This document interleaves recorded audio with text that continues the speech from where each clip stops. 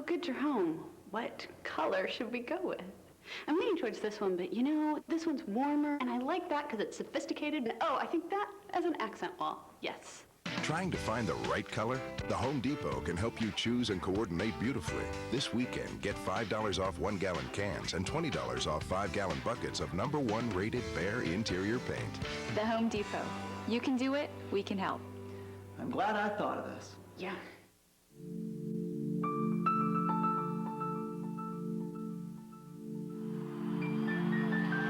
How do I love you? Let me count the ways. I love our long and checkered past. I love the way you look in the morning. I love your curves, your quirks. I love it when you get angry or sentimental. I love how you make people nervous and jittery. I love a long lip lock after a hard day's work.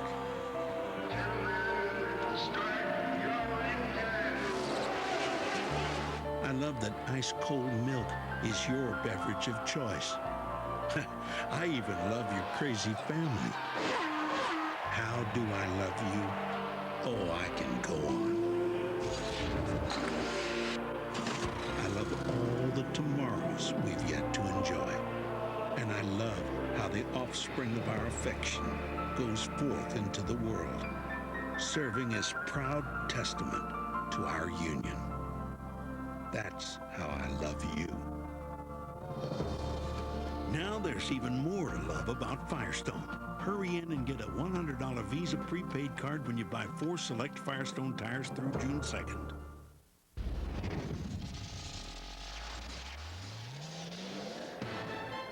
The 91st Indianapolis 500.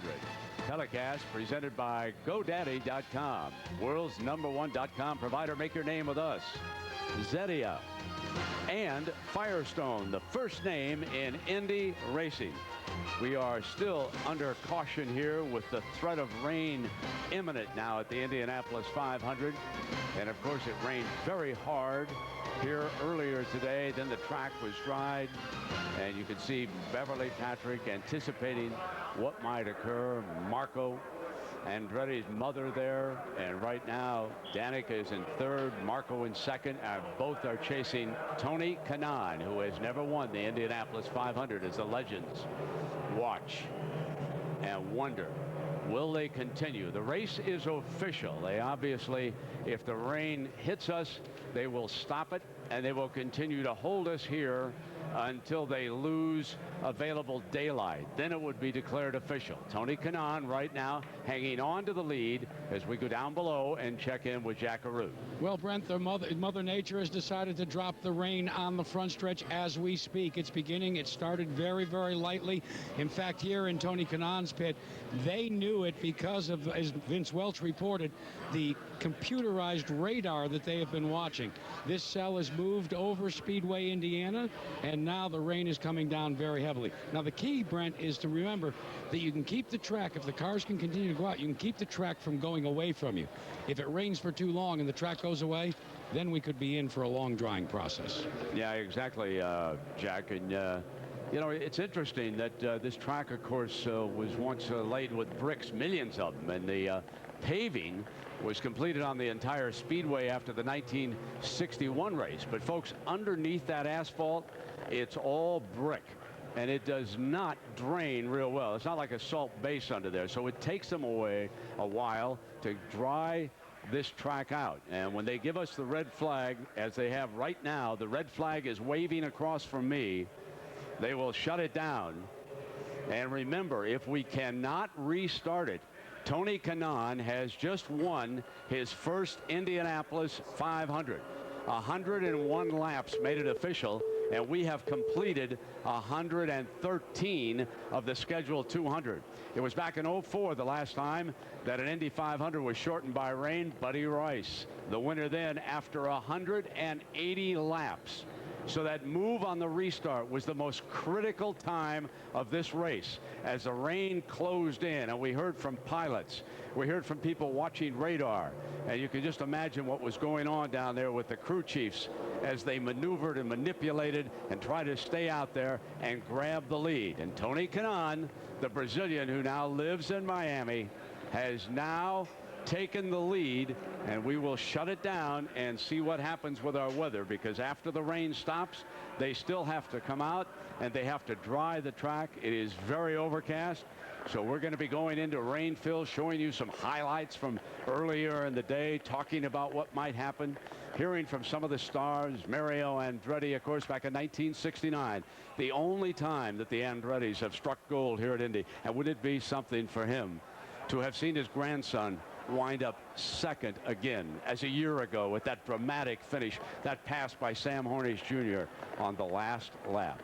So again, we have been red flagged here, Marty, and Tony Kanaan with that critical pass, and you fellas documented it, and the crew telling him, the Andretti Green team telling him that Tony Kanaan had the faster car. If he goes to pass, let him go by, and they did. And thanks, Brent. And you know, if this race does end, it will be the second shortest race in history. Only 1976 was shorter. At 1:02 has been shorter. Stay here. We're not going anywhere. We've a lot for you, even though we are going to be stopping the cars. One of the things I want to talk about when we get a chance is Michael Andretti's strategic move. He knew he couldn't win the race if it was called permanently for rain. He comes in, tops off fuel, has fresh tires. I think that's a brilliant move if we get this race restarted, because he has 11 laps over the leaders, and it could play into his favor if we get this race back to green flag racing. Let's take you back to the moment when Tony Kanaan took the lead on the front straightaway on the restart. This is one of these deals where he's got to get the job done right now. He got the big draft. He knew that rain was coming. Hey, Marco's his teammate, but he wants to win the race. He went for it, and he passed it. Take a look from Marco's onboard out the back. We knew Marco did not have a great car. If he's leading, they think too much downforce on the car. Tony Kanaan times it perfectly, coming off of turn 4 to get that draft going down. See how close the right rear of Tony Kanaan comes to the left front of Marco Andretti. A perfect timed pass, guys. How ironic would this be if that is the last time we see these cars out here? He would lose twice on a last lap pass. Well, and that's what I said before. I felt for him when that was happening, because with the rain, the amount of rain that we see that's coming in here, we certainly anticipate that they're going to try to dry the track again. But you can see Kyle Moyer looking on right now. We saw a lot of rain on the face of the team members from the New York Stock Exchange car, along with Mario Andretti. The pain in their face was like, this probably just cost us the win. All right, so you see the crews hurrying to cover the cars, get the drivers out, try and keep them as dry as possible. As we head to a commercial break, we look back to last year and Marco Andretti in his second place finish. We'll be back after this from our ABC stations. Marco doesn't want to see that again.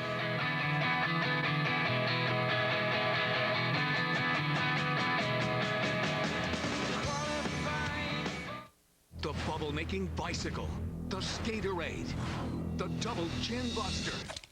You are crazy. And that's only the beginning, because starting Wednesday, June 6th, American Inventor is back. The ideas are more outrageous. I'm going to be the next king of chicken wings. No. The one and only George Foreman joins the judges. You put that on a shelf, I'll buy one. The grand prize, $1 million. The season premiere of American Inventor, Wednesday, June 6th, only on ABC. Do you have a wet, leaky basement? Did you know that basement water leakage left unchecked can severely damage your foundation? A wet basement also attracts termites and unhealthy mold and mildew. Continued water damage will become more expensive to fix. Call B-Dry System of Northeast Pennsylvania at 1-800-544-2379 for a free estimate. The B-Dry System is fully warranted for the life of the structure. That's 1-800-544-2379. The look of natural stone, the durability of concrete. Call Four Seasons Grounds Care Incorporated in Moscow for an estimate on all your outdoor beautification projects. We do all: block retaining walls, vinyl and aluminum fences, landscaping including hydro seeding and sod, plus excavation. Four Seasons Ground Care Incorporated in Moscow, more than 20 years experience. We do it all and we do it right. Our decorative stamped concrete comes in a variety of patterns and colors for your walkway, driveway, patio, or pool area. Call Four Seasons Grounds Care Incorporated in Moscow. The Scott Township Hose Company presents the Lakeland Area Community Fair, May 30th through June 3rd at the Lakeland Junior Senior High School grounds, Route 247, Chapman Lake. A fair for the whole family with food, fun, games, and rides. The Lakeland Area Community Fair at the Lakeland Junior Senior High School grounds, Route 247, Chapman Lake. Don't miss all the food, fun, games, and rides. May 30th through June 3rd. This is WNEP-TV, the news station.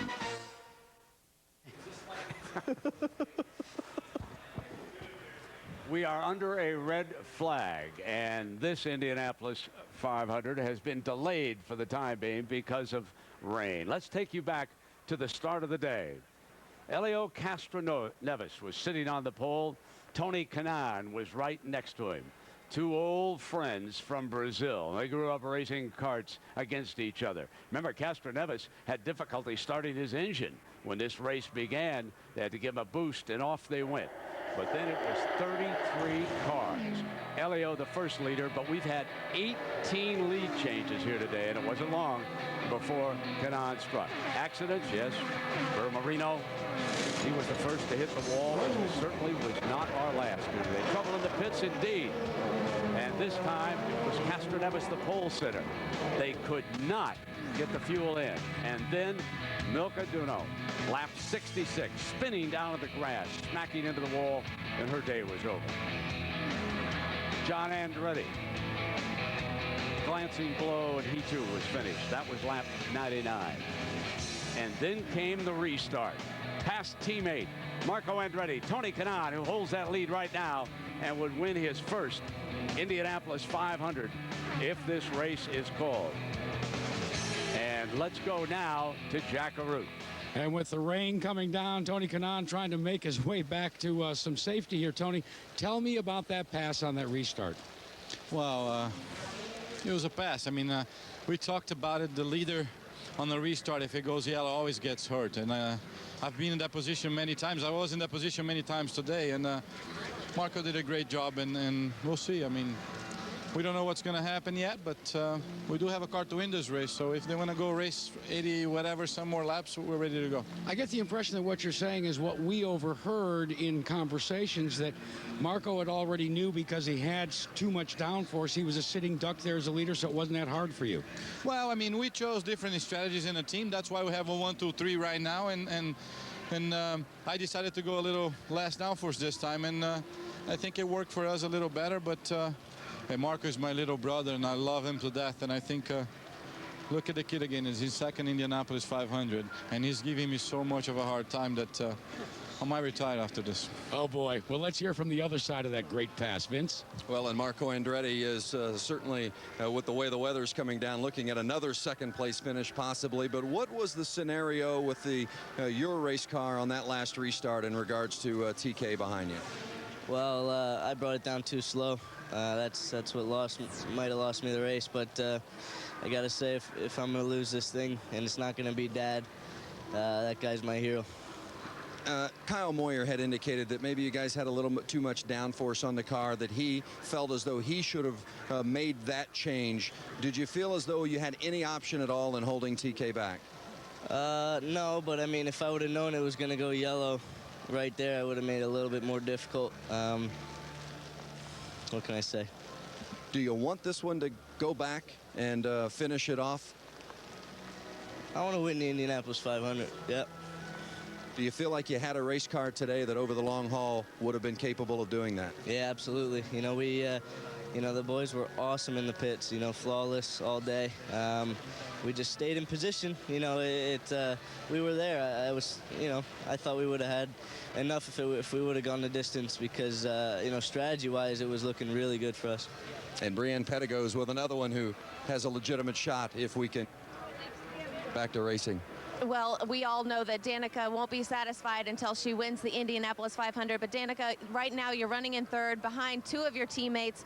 What is the feeling racing your two teammates? Do you want to go back out there? Is the rain fill? Is this enough? Well, anything can happen at the Indy 500, and I was telling my husband yesterday, I was like, it's really the only race that we walk away and say, who is the winner, and if you finish second, third, fourth, fifth, and on the way down, it almost doesn't really matter. The other races you can say, oh, it was a good week and I finished third or whatever, but this one's a little bit different, and when you're so close, you don't get that opportunity every year. You're not always at the front. Some things happen, whatever year it is. And I think that it's a matter of taking advantage of the opportunity and not settling. Does it make a difference, though, that the people that are second and first in front of you are your teammates? Yeah, it does, but they really, really want to win bad, too. So, when it comes down to it, we are racing against each other at the very end. But for the time being, if we did finish this race out for the next 60 or 70 laps, we'd be teammates. So then you'd let it unfold, and you just got to hope that you have a fast car. We were watching Thunder. We were watching your mom, and she was so excited. She was pacing up on the pit cart.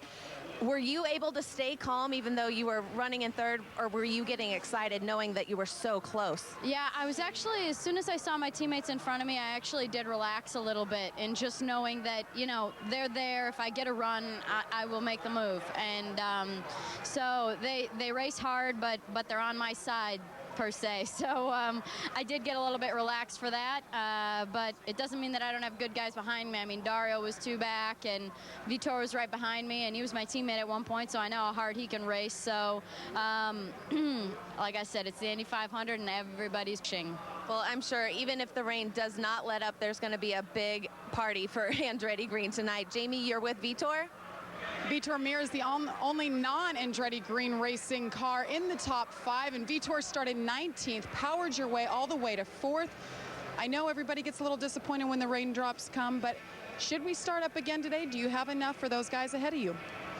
We have enough to keep with them, to stay with them. But I don't think we have enough to pass and go for the lead. We're definitely going to try, always do. But what we do have is, I think, the best crew on the paddock right now, the best over the wall. The Delphi crew now is I got like at least 5-6 positions just because of them. The car is doing the rest. So far it's been good. I don't know if we can do much better than that. We're certainly going to try. If it doesn't really matter to me if we keep going or not. I think that the Delphi car is going to be strong. 4th would be a good finish, but you're still looking for that elusive first victory in the IndyCar Series. They say you're always the bridesmaid. What would it be like to be the bride at Indianapolis, Vitor? It would be very good. The bride in anything in Indianapolis to win, even if you won 100 times in Indianapolis, is always special. But you know what? That's what I look for every weekend. Do the max I can. The crew doing the max they can, and the rest takes care of itself. I can't control more than that. You see, for example, that AGR is 1, 2, 3. And 5, they certainly have a strong package. We are there. We are trying. We've been close, and we're always going to be trying, no matter if we win 10 times or none.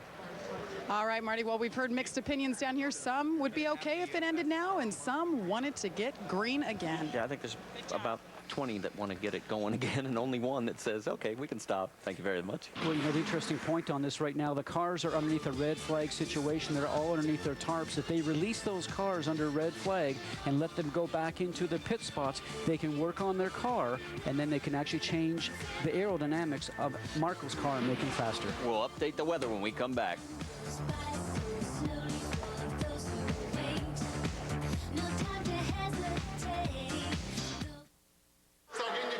We gave 200 Nikon D40s to one small town to prove that anyone can take amazing digital pictures with the compact, easy-to-use Nikon D40. This has been on my neck since I've gotten it. Anyone can overcome the frustration of losing a moment to shutter delay.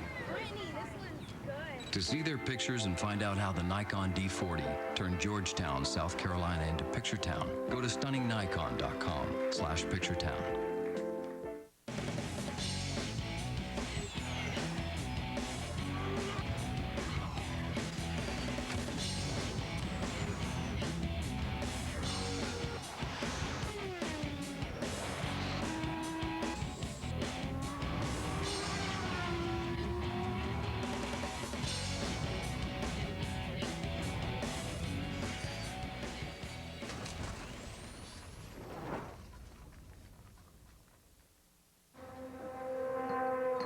May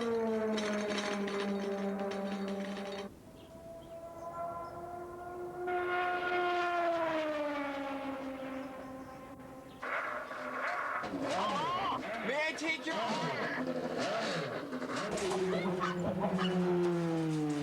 Every vehicle we build comes with our racing spirit. Honda, proud to be part of the 2007 IndyCar Series. This painting season, you've got a lot of stuff to paint, but not a lot of time. The Wagner Power Painter with innovative lock-and-go cartridges lets you go from staining to painting in a snap. Wagner, paint fast, paint smart. Some real estate companies leave home sellers in the dark. They can't tell you if people are looking at your home online. We can with Online Seller Advantage from Prudential Real Estate. Tracks and reports online interest in your home every day.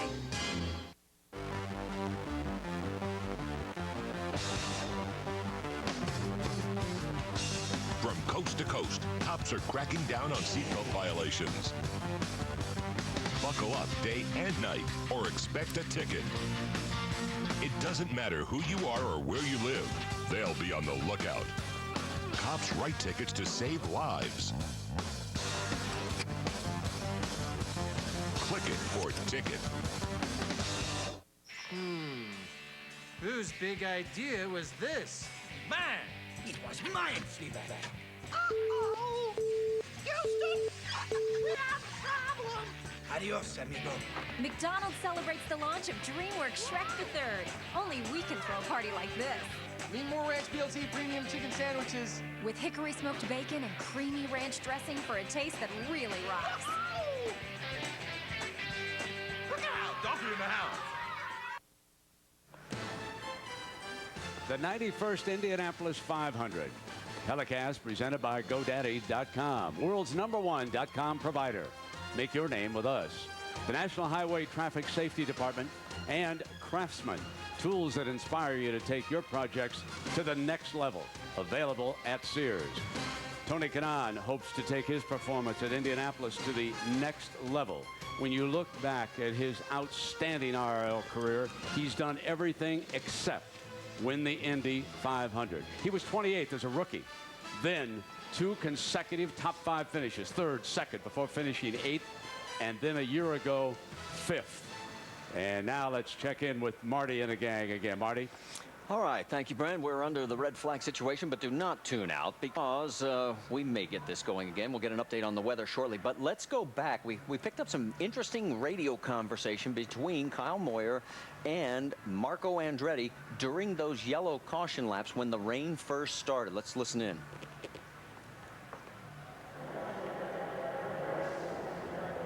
Are we going green? No, it is not going green.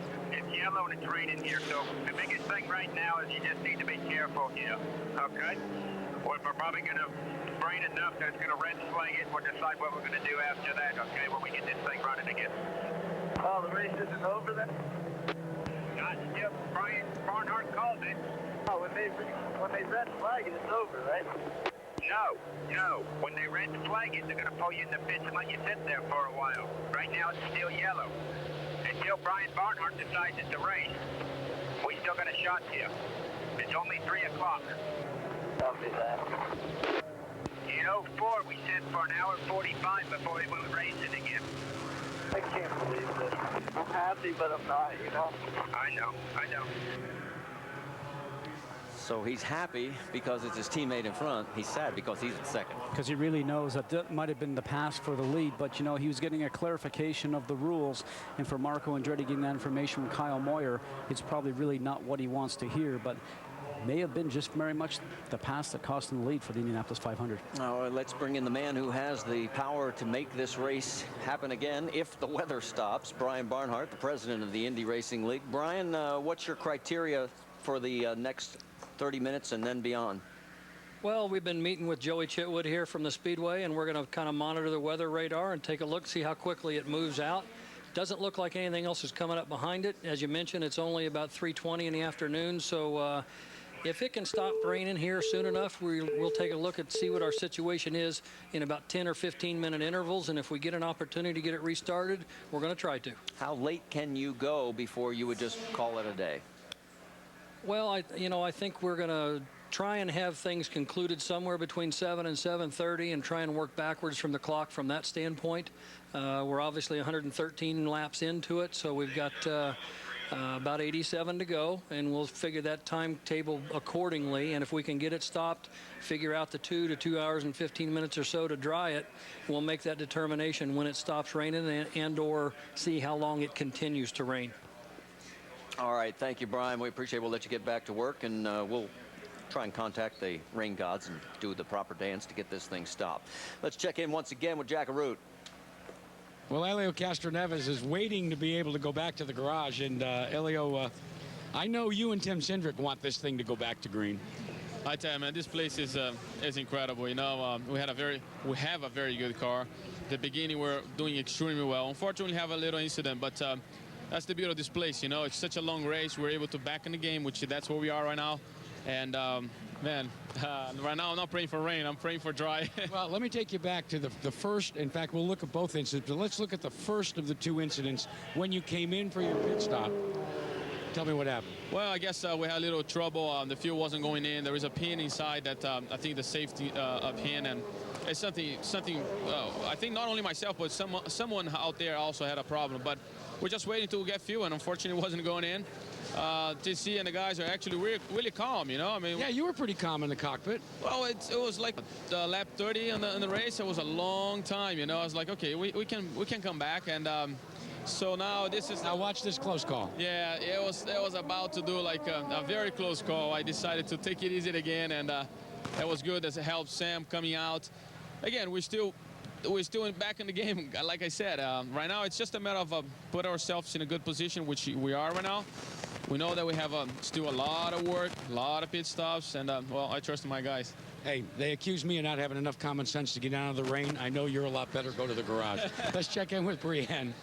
Guys, I've caught up with Jeff Simmons, who at this moment is finished. If the race is over, he would finish in 7th, which is your best finish at Indy, but you're not happy. Tell us why.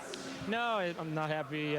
You know, you never want to cost your team positions, and I was talking on the radio telling them how the car was, and the pits opened really quickly that particular caution, and I didn't make the pit stop because I was talking and couldn't hear them telling me to pit, so it cost us probably 4 positions. We'd be sitting 3rd right now and looking pretty strong, so I'm hoping we get a chance to get back out there, and I'll try to make up for it.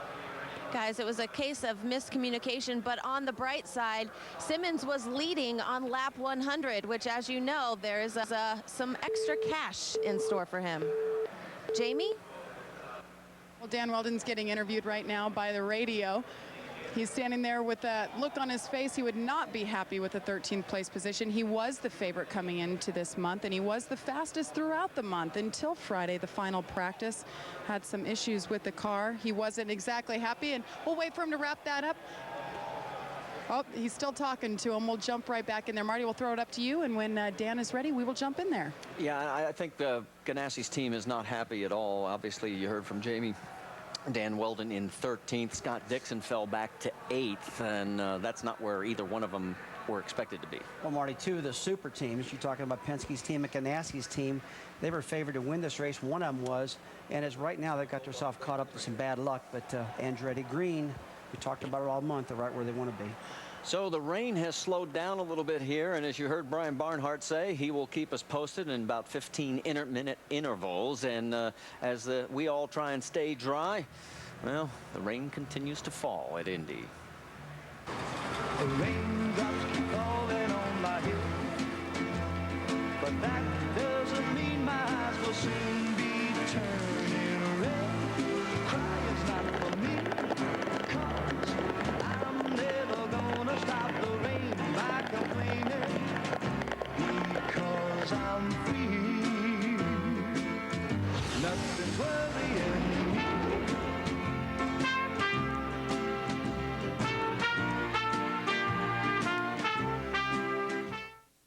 I'm Danica Patrick, IndyCar driver and GoDaddy girl. When you want to be bigger than what you can be by yourself, it takes a team to build a company, to build a brand. With team, you really can just do more. We all want to win, and that means success. The GoDaddy team is right for me because they're the #1 registrar there is. I want to be with the best, and that's simple. It's GoDaddy. .com names as low as $199. When you have something to say it at GoDaddy.com.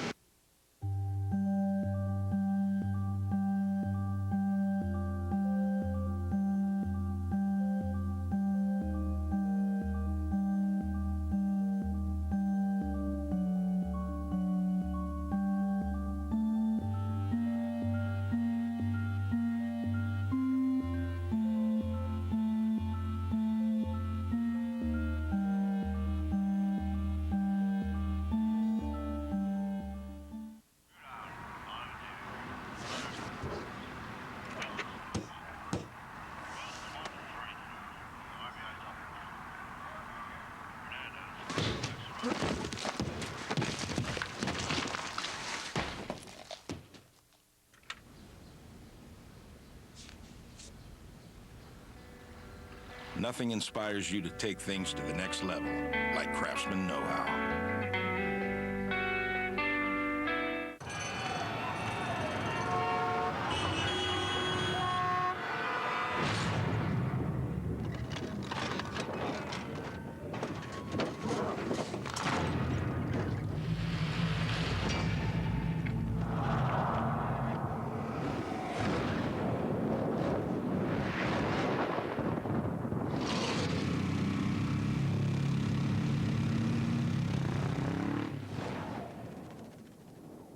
Manu Ginobili can make a shot from anywhere on the court. Is it magic or is it magnets? Tiny magnets placed on the ball, ensuring a strong attraction to the metal rim. Watch. And when Manu needs more magnets, Manu gets more magnets. Don't believe me? Watch the NBA playoffs and you'll see there's really no other explanation.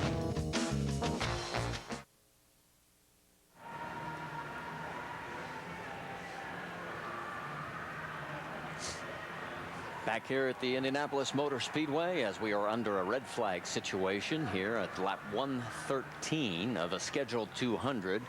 And as you see the crews, they cannot work on the race car.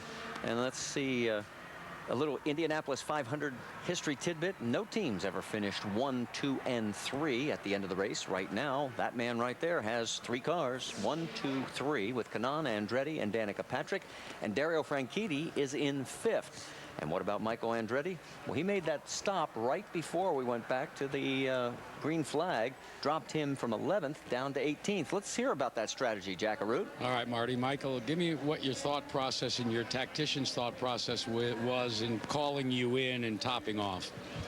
They didn't know for sure. If it would have, we were thinking it was going to rain another 15 minutes. So if that would have happened, the other guys would have been coming in the pits, and we were hoping that's when we would hit the rain. But unfortunately, we missed it with our weather a little bit. But that's the way the whole day's been. Everything's been just missing because I thought we were looking good with our other strategy, and then I lost that lap because when I was coming out of the pits behind John, I got held up, and then they passed me, and then that yellow really hurt me bad. Michael, your car, though, you say that if it weren't for some of this bad luck, that this is a car that's capable of winning this race? Yeah, if I can get track position, but in the middle of the pack, it's not very good. Once I was in clean air, when I was running with Dario and Dixon, I was actually reeling them in. I was thinking it was a little quicker than them, so I was looking good there. But when you got about 10 cars in front, it gets very difficult with my car. Before we started to talk, you saw the graphic. No team has ever finished 1, 2, 3 in the Indianapolis 500, but that number 2 position is named Andretti. Do you want this thing to go back to green, or would you like to see it end right now? It's torn, I guess. I think if it goes back green, I still have a shot at winning the race. But having 1, 2, 3 would be nice too. So it's going to be decided on whatever's supposed to happen. Thanks, Michael. Let's check in with Jamie. I think, Jamie, you finally caught up to Dan? I did catch up with Dan Weldon. He's the man that took Michael Andretti to victory lane just 2 years ago here as a team owner. But Dan, right now, if the race were to end, you'd be 13th. Earlier on in the race, we saw you waving some guys off, guys in the back that we wouldn't normally see Dan Weldon do. What was happening with your car? No, I think the biggest problem is if I got hung out on the outside and got dirty air, I was going to get pulled up into the marbles because I just had a lot of understeer. So I had to kind of if they got a run, I had to let them go and kind of slip in behind them, which is, not the way I like to go and race. But at the end of the day, you know, without the weather, hopefully we can improve the car and move back up front. I'm certainly not going to sit in 13th for long. Well, let's talk about teammates. We hear so much. We see you right now. They're watching you tell the guys to get by you. That actually, I was telling them to back up. They were leaving such a big gap between the cars in front that it was hindering us on restarts and can hinder you on pit stops. So obviously they've not been briefed on the fact that they could possibly lose spots by not packing up, and that's what I was telling them to do, just pack up. And those are a couple guys, Marty Roth and Phil Giebler, with very little experience here, so they're learning as they go. But, Dan, we talk about teammates, and we're talking about Andretti Green Racing. You guys share information. Today, Scott Dixon has been leading some laps. He's been running toward the front, which both of you had been all month long. What's happened to your car just in the last couple days? No, like I said, I think we ended the last day of practice before carburation day. We thought we were in pretty good shape, but, you know, the balance of the car right now is not quite right. And it just makes it very hard for me to be racing. Normally I like to be right up people's gearboxes and stuff like that, and I just can't get there. How bad do you want this race to go green flag again? Yeah, forget how bad I need it. I want it, I need it too. So I got to put right what's going on here. All right, guys. Marty, that's Dan Weldon. It certainly is, and you can tell the frustration as he is not a happy camper right now in 13th, the 2005 winner. Dan Weldon, the English kid who turned into an Indy champion. Stay with us. We're coming back as all roads lead to Indy.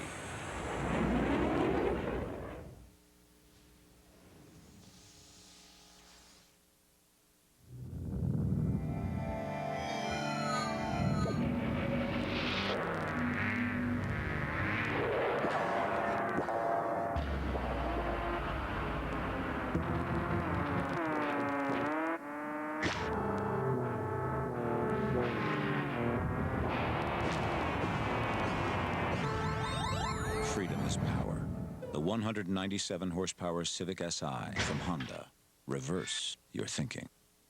Millions of people watch me cook, but I watch what I eat. Still, when my doctor checked my cholesterol, it was slightly higher than we'd like. We talked about statins, a good option. For me, he chose Zetia. It works differently. Statins work mainly with the liver. Zetia works in the digestive tract like some other medicines. But Zetia is unique in the way it helps block the absorption of cholesterol that comes from food. Zetia, along with a healthy diet, lowered bad cholesterol by an average of 30 points. That's 18%. It complements what I'm already doing. Zetia may not be right for people who have ever had liver problems, are nursing or pregnant, or may become pregnant. Your doctor will decide if Zetia is right for you. Unexplained muscle pain or weakness could be a sign of a rare but serious side effect and should be reported to a doctor right away. Common side effects included tiredness and stomach pain. 3, 2. Cook it healthy. Ask your doctor if Zetia is right for you. Zetia, a different way to help fight cholesterol. A rock can fill you with wonder. A rock can inspire your imagination. A rock can touch your heart. A rock can soothe your senses or help you enjoy a little free time.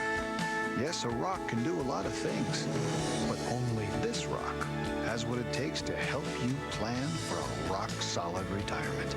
Let Prudential be your rock for retirement. What's the matter, Mom? Well, I'd love to have new floors in here, but I don't know how to tell your dad. Dad! Mom wants new floors!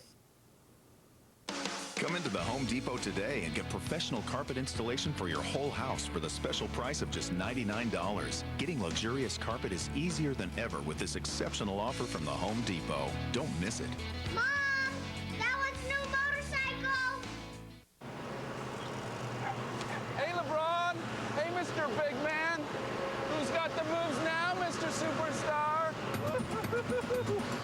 The new Cub Cadet Time Saver I-1000 zero-turn tractor. The only mower that maneuvers like a zero-turn and drives like a tractor. So you can keep up with the Jameses. Who's got game, baby?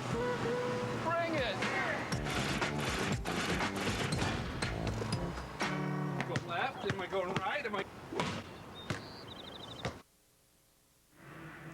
As the rain continues to fall in Indianapolis, a program reminder. ABC Thursday, be surprised and amazed because this bee will be intense. Which child will spell victory. The 2007 Scripps National Spelling Bee live Thursday, 8, 7 Central, only on ABC. Amazing that the Spelling Bee has moved to prime time television. So right now we are under a red flag, waiting to see if they can dry the track out and get it restarted. If they do not, Tony Kanaan will have won his first ever Indianapolis 500. But there's a story involving Danica Patrick. You know, Danica is only here for her third race. And remember how exciting it was a couple of years back when she struck and became the first woman to lead for several laps. And last year she wound up 10th. And now today she is sitting in third place. So she would have 3 consecutive top 10 finishes if it ends today. So we'll have to see how it unfolds. And remember, Marty and Scott, they were in her corner all May long. They said she could do it. Now, there were some other big stories here today. Marco Andretti, second a year ago, passed on the last lap, and right now he's been passed by teammate Tony Kanaan. We have not heard from Dario Franchitti. Now, he is the other member of Andretti Green who is in the top 5 right now, and he's with Jackaroo. Jack? Yeah, we know, Dario, that 1, 2, 3 are Andretti Green Racing, and then there's that pesky number 4 before they get to you. Tell me a little bit. I was very surprised through the course of this race, what looked to be how easy it was to draft your way by somebody. Was it that way in the cockpit? When the car was working, it was. The first 50 laps, my car really wasn't very good. I had a lot of understeer, couldn't get close enough to get a run on people. In fact, I was having to lift to avoid hitting the outside wall. Guys were getting a run on me. But yeah, there's a good amount of drafting going on. When the car last sort of 40, 50 laps, the car was awesome. I was able to tow up on people, pass people, and really happy with the car. So kind of bittersweet right now with this rain coming. Taking a look, though, during the course of the race, it looked if you ventured too far out of the bottom lane, it could get a little dicey. Yeah, a little bit, but on the restart, I managed to pass one of the lap cars and 4 there around the outside, so I was pretty happy with that. Like I said, things were coming to us, I felt, and we didn't need the rain right there. But, you know, if it stays like this and TK wins it, I won't be the saddest man in the paddock. I would say, for me, if I can't win it, second best is TK winning it. Now, what I do want to know, Dario, is if TK should win, you guys have a reputation of pulling practical jokes. You got a pie in the face from your teammates for your birthday. If he wins the Borg and gets his face on the Borg Warner Trophy, have you thought what you might do to him? TK's face on the Borg, that'd be interesting, right? His nose will stick out a long way. I don't know what we would do, but it'd have to be good, right? I've got a couple of ideas. I might get you guys to come film it. I'm going to go find myself a wrecked Carrera GT black one and put it in place of his one until I crashed it or something. Well, we'll do something, but you know, if the wee man wins, it'll be great. All right, Brent. Guess what? TK, if he wins, he's going to get punked. Indeed, Jack. So Tony Kanaan, yeah, that would be a face for the ages there. You know, folks, according to the U.S. Census Bureau, the last name Smith is the most popular name in the U.S. No driver named Smith has ever qualified for the Indy 500. And now we could have a Kanaan, K-A-N-A-A-N. That's how you spell it. All roads lead to Indianapolis. Dario Franchitti, he came here from Edinburgh, Scotland, and he could wind up with a top 5 finish. Oh, yes, he happens to be married to Ashley Judd. We'll continue from Indy.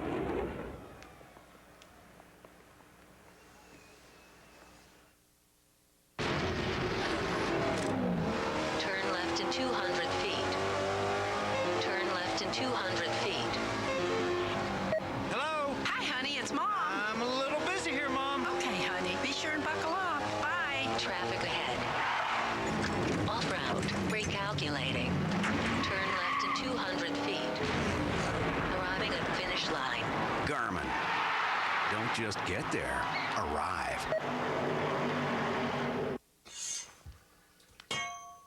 The world might not be made for you, but Men's Warehouse is.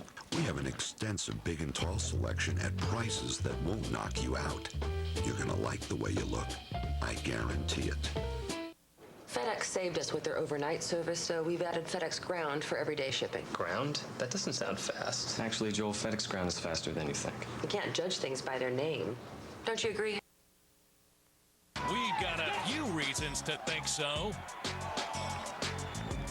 Coming at you, NASCAR Race Day on Speed.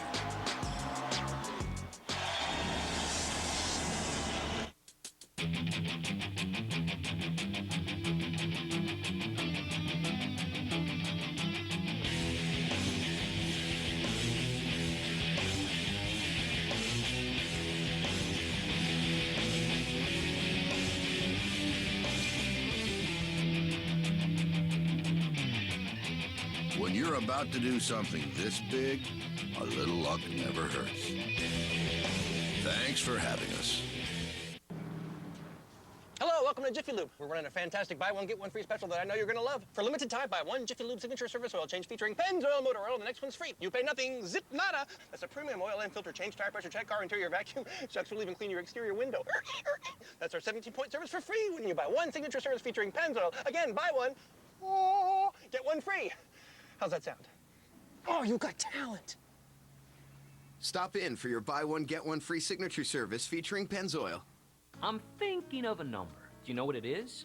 It's 20 million. That's how many people have already checked their free Experian credit report at freecreditreport.com for some very good reasons. Now we can monitor all 3 of our national credit reports every out to save big time at the Yamaha Get Out and Ride sales event with huge savings on select Yamaha ATVs, motorcycles, and side-by-sides. See your Yamaha dealer before time runs out for good. Now get payments as low as $69 a month till 2009 plus up to $400 cash back. From the director of Desperate Housewives, it's a man's world. Until the women enter the room. How do you break up with a woman who wears underwear like this? Whoa! Big Shots, coming this fall, only on ABC.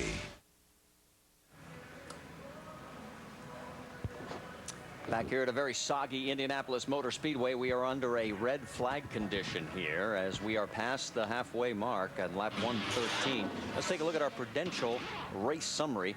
We have had 8 different leaders, a total of 18 lead changes. As you look at those statistics, think about this. If it ended right now, that would be tied for the 12th most lead changes in the Indy 500 history books. And this is only 113 laps. I want this one to get back started, guys. I really do. In fact, let's show you some of the shootout action that we had at the OK Corral, known as IMS. That was Tony Kanaan getting around Elio Castroneves early. And then Castroneves returns the favor right back to him. Same place and in the same location on the outside.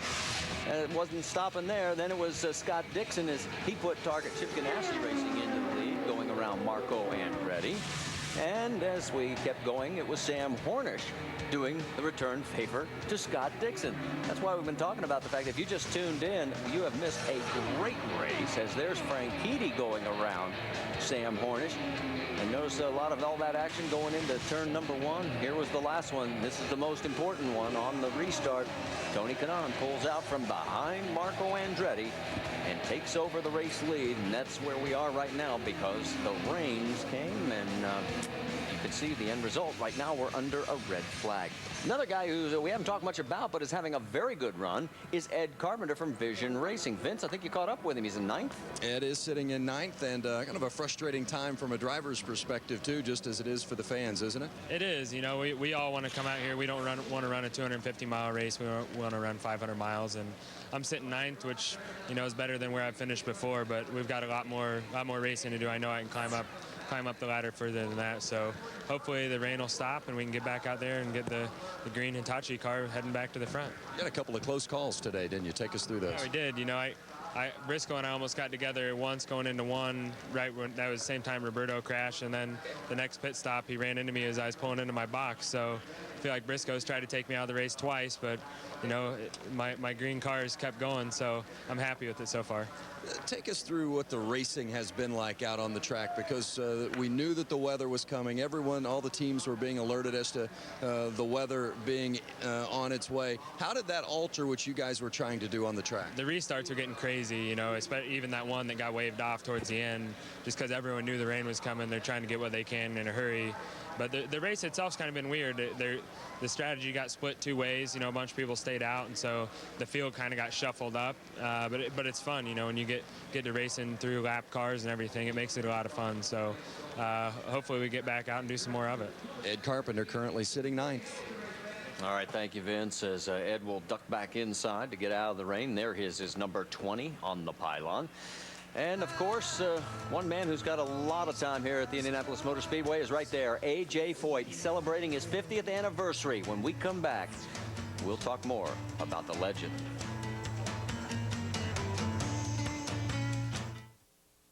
Here it goes.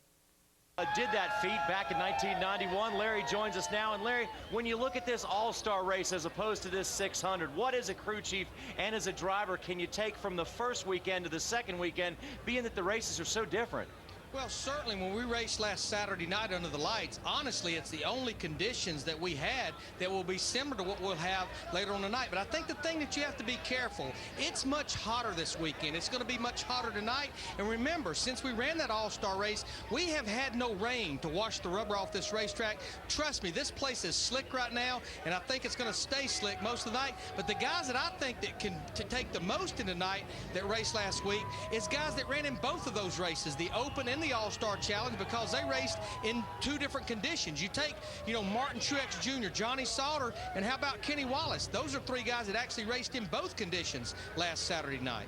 Hey, Larry, what can we see on the Fox pre-race show tonight? Well, I think for obvious reasons, it'll have a military theme. The reason that we can be here today, almost of 250,000 strong, is because of what our men and women are doing for us overseas and what those that have done. We're going to talk to the guy, as you mentioned a while ago, even though he's 8th in points, pretty decent season, but he's won the two big money races. 2 races, over $2 million, Kevin Harvick.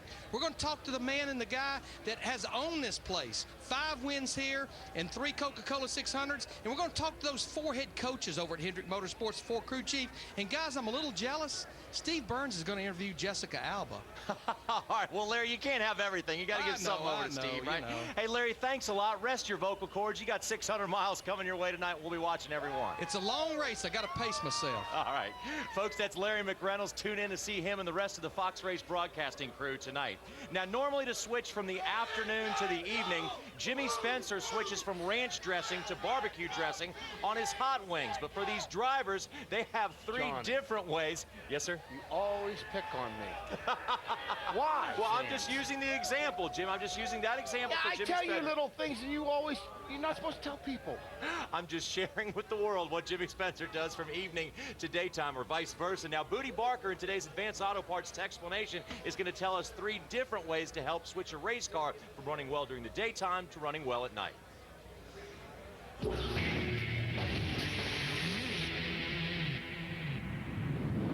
Here at the Coca-Cola 600, it's a unique starting time. We start in the evening and race into the night. So you have varying track conditions because of this. Just like when you're in the sun yourself, your face sweats, your forehead gets slick and wet, just like the track is in the evening, very slick. Now, as the race goes on, it gets tackier, it gets cooler, just like your forehead. It cleans up and gets sticky. As the track gets stickier, it typically gets tighter. So we build adjustability into the race cars to anticipate this. We start the setup as tight as possible, yet having adjustability into the race car to free it up.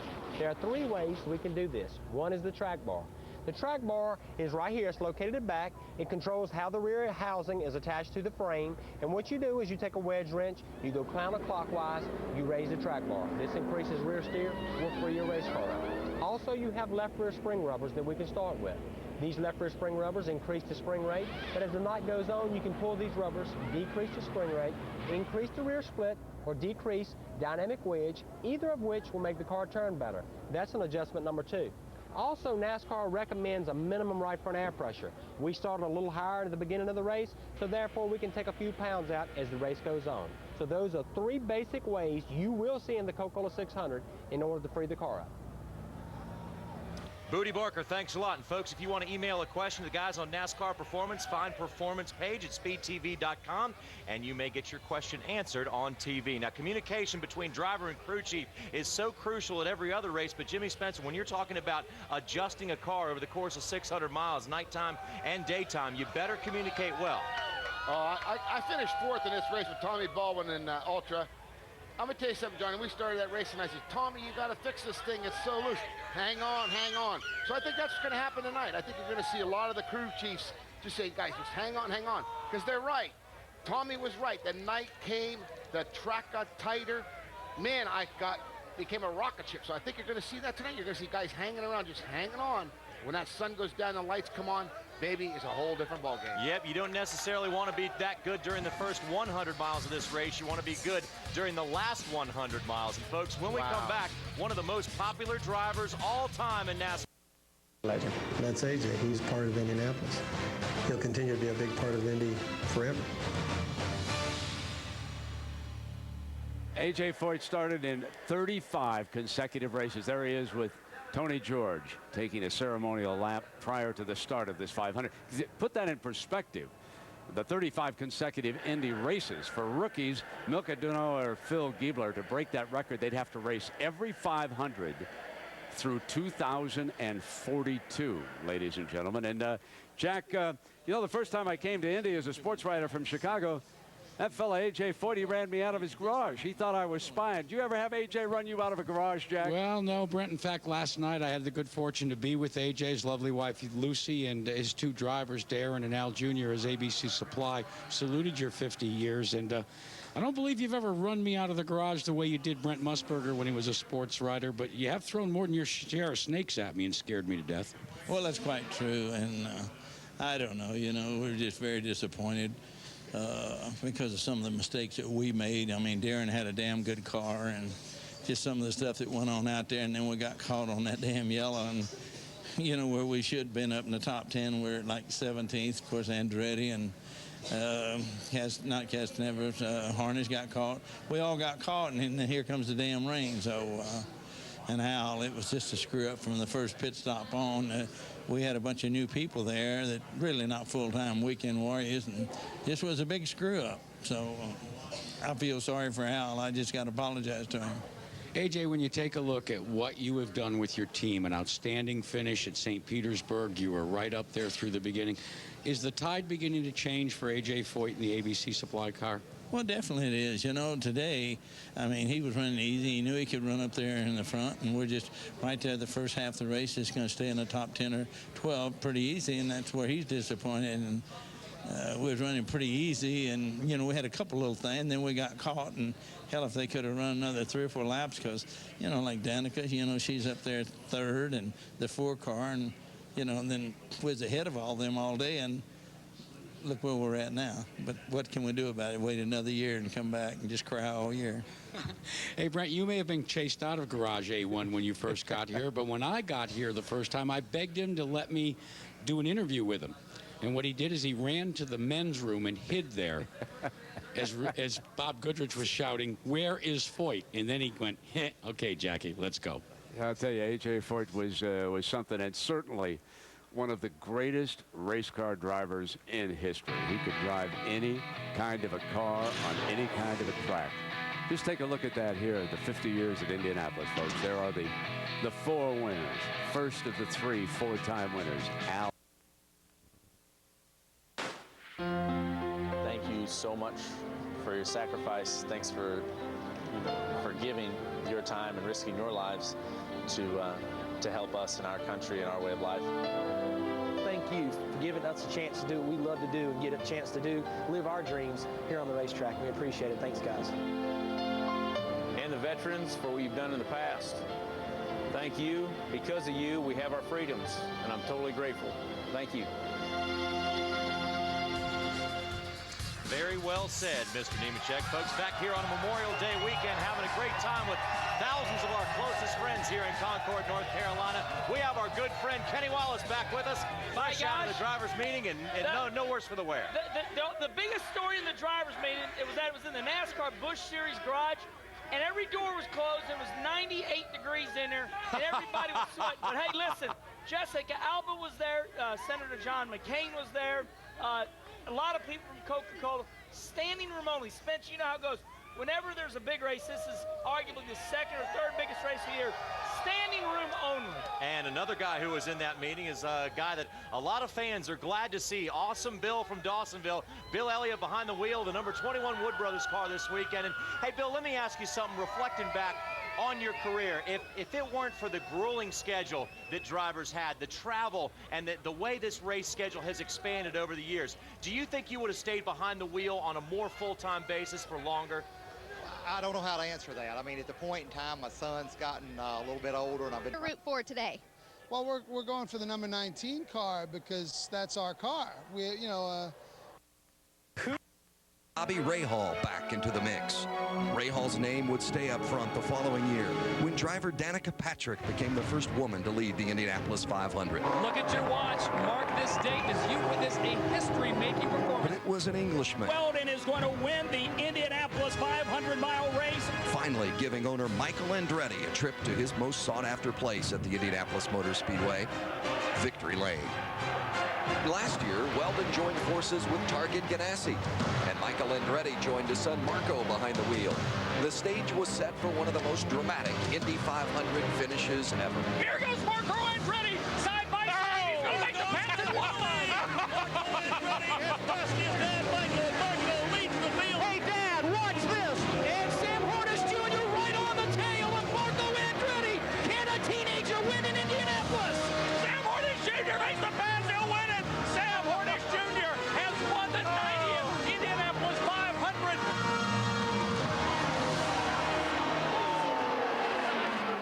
Well, right now the drying process continues here at the Indianapolis Motor Speedway. There's how the top 5 looks after 113 laps. Tony Kanaan, Marco Andretti ahead of Danica, and of course Vieira is there, and Franchitti. But you see Marco Andretti second again after suffering that heartbreak, that loss to Sam Hornish Jr. a year ago. You wonder what is going through the mind of grandfather Mario Andretti, and he's now with Jamie. Jamie? Well, last time we talked to him, Brent, it was last year. I interviewed him right after his grandson, Marco Andretti, finished second, and the emotions that day. Here we are back here, and your grandson is in the same situation in second. Mario, how bad do you want this race to finish? Oh, I'd love to see, obviously, for all the reasons. You know, we potentially have some unfinished business there, and the way Marco feels, just talking to him, he thinks that it could be interesting, you know, to let this race go to the end. And, you know, it's, when it's a nail biter, it means something meaningful is about to happen, so that's a good thing. But I don't know how many of these I can take. Well, right now the clouds have parted. It's drying up. Hopefully we are going to get this race back underway. What is going to happen on that restart? What are we going to see from Marco? Well, potentially then Kanaan, Tony could be the sitting duck this time, because that's the way, you know, where they're supposed to accelerate on a restart. Looks like the guy, you know, that's following is the guy that is in the catbird seat. So, but it's, you know, still a long way to go anyway if it restarts. So, but the fact that, you know, Marco and the whole team has been competitive, you know, but Marco himself, I think he's done some really great passing today, and he showed that even if he was back, you know, a few spots, he could recover. He wasn't really stuck there, so that's a good thing. Mario, let's talk about the Andretti name here at Indianapolis. 5 Andrettis have competed here. 3 today. We saw John make a comeback. What is it about Indianapolis and the Andretti name? And talk about, you're the only one that has tasted that milk. Well, I guess they want to taste that too, so that's why they keep coming back. And you know, this place has been really very good to us. Provided a lot of satisfaction over the years, and the fact that you're competitive, I think, is what a driver is looking for. You know, fate cannot be controlled. You just control whatever you can, and again, so the fact, like I said, the possibilities look real and they're there, so as long as they're there, then we're just going to keep trying. If we go back to green, what is the perfect case scenario for you?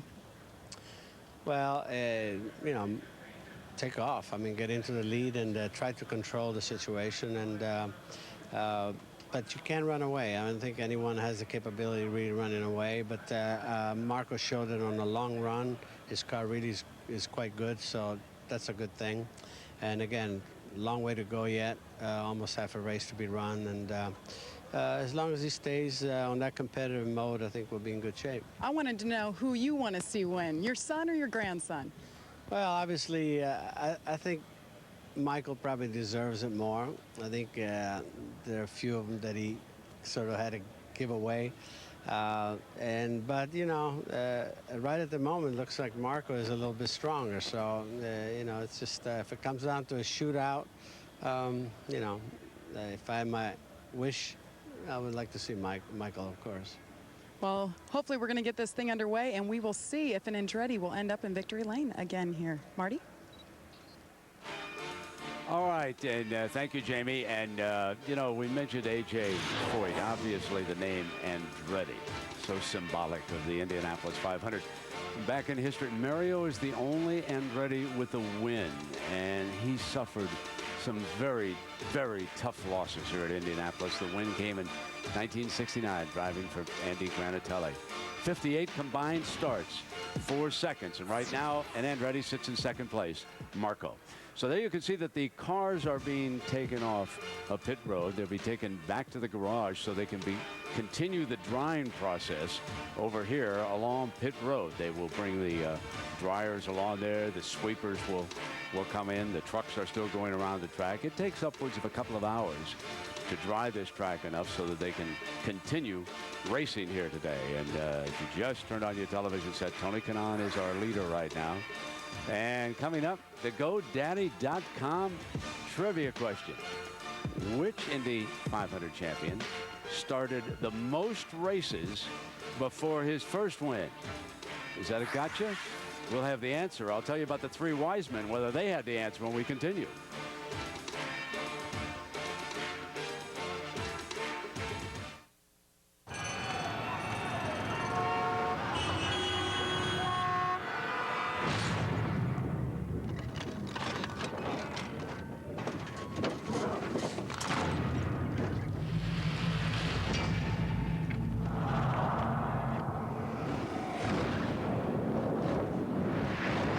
Minutes here at Indy as we're under red.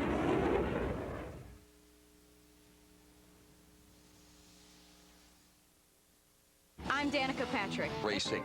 With the first Indianapolis 500 in 1911, 7 drivers of different nationalities would become winners during the first decade of Indianapolis. America claimed the first win thanks to Ray Haroon and his Indiana-built Marmon Wasp. In the final race of his career, 26 cars were running when he finished first, a number yet to be exceeded or matched. While favorite Ralph De Palma pushed his car to the finish, Indiana's Joe Dawson only needed to lead 2 laps to win in 1912. The next 4 years were dominated by men from across the Atlantic.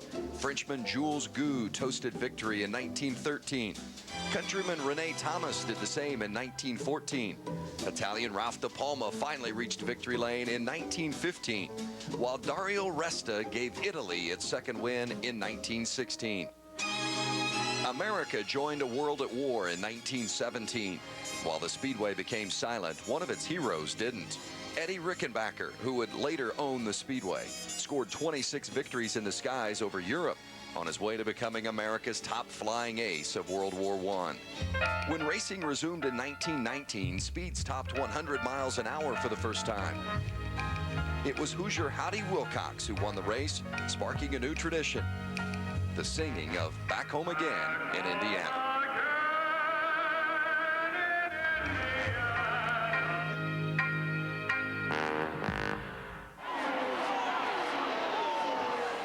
Of course, it was a great time, except for those who had to drive. I can't imagine, look at this, the length of the first race, 6 hours and 42 minutes. Can you imagine your teeth chattering that much, Rusty? Well, it might take that long to get this race done, Marty. We've been here for a long time, but, you know, just like you said, we're going to stay as long as it takes to get this baby in. All right, so as the track drying process continues here at the Indianapolis Motor Speedway, we'll step aside, and we'll be back after this from our ABC stations. I feel like I'm in the car with him. He wasn't the only one that I was watching. I mean, I was watching the whole field and trying to beat everybody, including him. The wish of the entire month was technically unfolding right before my eyes. Michael first and Marco second. 4 laps. Michael Andretti is going to be the leader of the 90th Indy 500. Wow. All we talked about all month long was what happens if it comes down to the end of the race between you and Marco. What's going to happen? And it's like, well, I guess everybody's going to get a chance to see. They are on their feet, hands in the air. Michael and Marco Andretti running 1 and 2. And I thought, man, if I'm going to go, I'm going to have to go now, you know. And he just blew by me. Figured, you know what, at this point, every man for himself. Hey, Dad, watch this. You know, when I went around him, he just wanted me to do it, you know, and I wanted to do it for him, too. Michael pimping for all it's worth, trying to hold on to second. Not going to be able to do it. Hardy's jumped in front of him. Meanwhile, Marco roars away on the north end. Marco did a beautiful move by holding him off down in turn 3. Almost goes into the pit lane. Third generation of the Andretti family to race. At that that point, you know, I thought he won the race. What would it be like kissing the bricks, you know, drinking the milk? Marco Andretti trying to get the win. I didn't even look in my mirror. All I was looking at was what was going on right out in front of me, and that was all because I was a dad. Can a teenager win in Indianapolis? Oh my God, I can't believe that this can happen today, you know. What a headline it's gonna make! And here comes Hornish, and just like he drove around Dad, he drove around me. Sam Hornish Jr. makes the pass, he'll win it! You've got to be kidding me. I could not believe it. I was standing there with Marco's sister, Marissa, and all of a sudden, I just seen her emotion was enough. No. It was a heartbreak for me. I felt so bad for Marco. You know, I knew at that point I had blown it. You just lost the biggest race in the world. Sam Hornish Jr. has won the 90th Indianapolis 500. It was a moment of being very proud and a little disappointed. And he even came up to me on the back straightaway like this, like, what happened, what happened? And you're disappointed, but be proud. You know, you drove very well, and we put on a pretty good show today. I just wanted to do it for the family, you know. I knew how huge it would have been if we were just able to pull it off. It would have been unbelievable. I mean, I passed my dad many times, and, you know, Marco passed me quite a few times last year. I'm sure he's going to pass me a couple times this year, but not on the last lap. And under our red flag condition, there is the number 26 once again in the number 2 slot on the pylon at Indianapolis Motor Speedway. A couple of guys standing next to me know what it's like to finish second here at Indianapolis. Scott Goodyear, you managed to do it twice, and including the closest finish in Speedway history. Well, even that close finish doesn't actually make me feel all that great, but second place is still... There is that rain. Oh, and it's very heavy, Keith. It's almost thunder rain. It's going to absolutely flood the racetrack. Look at everybody running, but look how heavy the rain is. What are these cars going to do in this sort of rain? They're going to start slipping and sliding. It is a cloudburst. An old-fashioned Midwest thunderstorm has hit with fury here at the Indianapolis Motor Speedway. Remember, these cars have got slick tires on. They're not supposed to run in the rain. These cars can aquaplane at even about 20 miles an hour. You can see the starter, Pat Bidan, there. He's got the checkered flag in his hand. All right, let's check the standings now. It becomes vital. Who's leading? It is Bobby Unser who has the lead. Johnny Rutherford is second. They're just barely moving along. They're beginning to hydroplane. They're throwing up a rooster tail. A.J. Foyt is running in third. Pancho Carter is 4. Roger McCluskey 5. Bill Fudabaugh 6. And George Snyder is 7. They're wobbling all over the place. Here comes Unser and Foyt coming along. A.J. is a lap down, almost a lap down to Bobby. Bobby Unser in the blue car on the right is the leader as they work their way so very carefully. At this point, however, remember, Bobby Unser must be very careful because if he slides off the racetrack, he could still lose this race to Johnny Rutherford, who is feeling his way around. It's like walking on grease. Remember, these drivers are not used to driving in the rain, and the cars are certainly not set up. I've driven in the rain, of course, a lot of times because in Europe we do drive in the rain, but there we have tires. And there's cars all over the place. I just thought that with the aquaplaning and the amount of water on the road, cars are spinning, and look at this car. That's Billy Vukovic. Billy Vukovic's trying to control it. He's heading for the infield. Oh, he's up on the fence, and he's coming, and he's driving it away. The red flag is out. The race is stopped. The checkered flag is out. Pat Bidan stopping the race. There's Johnny Rutherford. He's running in second place. Impossible conditions for these drivers. Look at that. It's almost fog. And the cars are bursting down the front straightaway. You can't see it, perhaps, but Bobby Unser coasting through the crowd there. There were 4 cars tangled up, and coming off that 4th turn, A.J. Foyt coming along. He's going to be 3rd, and there's your winner, car number 48. Bobby Unser wins on a driving rainstorm. Oh, there is your winner. Cruising around, accepting the plaudits of the crowd, and Bobby's going to take his parade lap. He doesn't care if he has to get an oar to get that thing around, but he's going to enjoy it. Let's have another look at the escapade of Billy Vukovic coming out of turn 4. Well, that car got loose there, only in the water with aquaplaning. As I said before, there's no tread in these tires. They are slick tires. This is what they're intended, but Billy Vukovic is reversing fast. And look at that man avoiding him there. He slams into the fence. He almost springs back on, and he did drive the car back. Here comes your victor. Splashing down toward victory lane. I have never in my life seen this kind of an end to an Indy 500. Oh, a classic call by Keith Jackson. He'd get around there even if he needed oars. Take a look at the other rain-shortened races. We're not going to be rain-shortened. We're going to predict this is going to get in. And you can see 2004, the last time.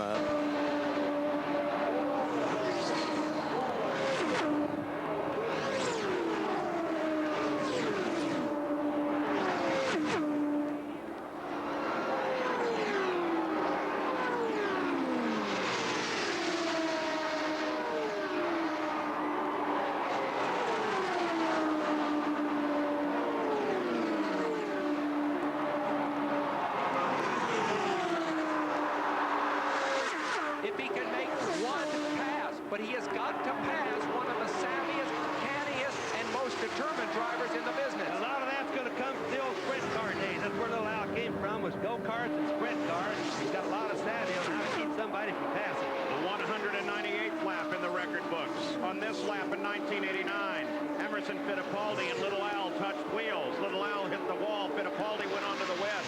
Scott Goodyear still trying to catch him.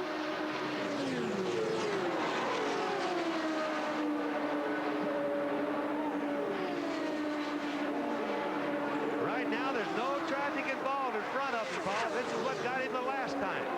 And Al Unser Jr. sees Dwayne Sweeney's white flag. 2.5 miles. One more lap to go. If Scott Goodyear has a chance, the time is now. Don't forget, 10 years ago, John Cox and Rick Mears raced on the last lap for the finish. Cox won that one. That was experience over Rick Mears' relative inexperience. Will that happen again here today? They're on the backstretch. 223 miles an hour on the last lap. No traffic involved.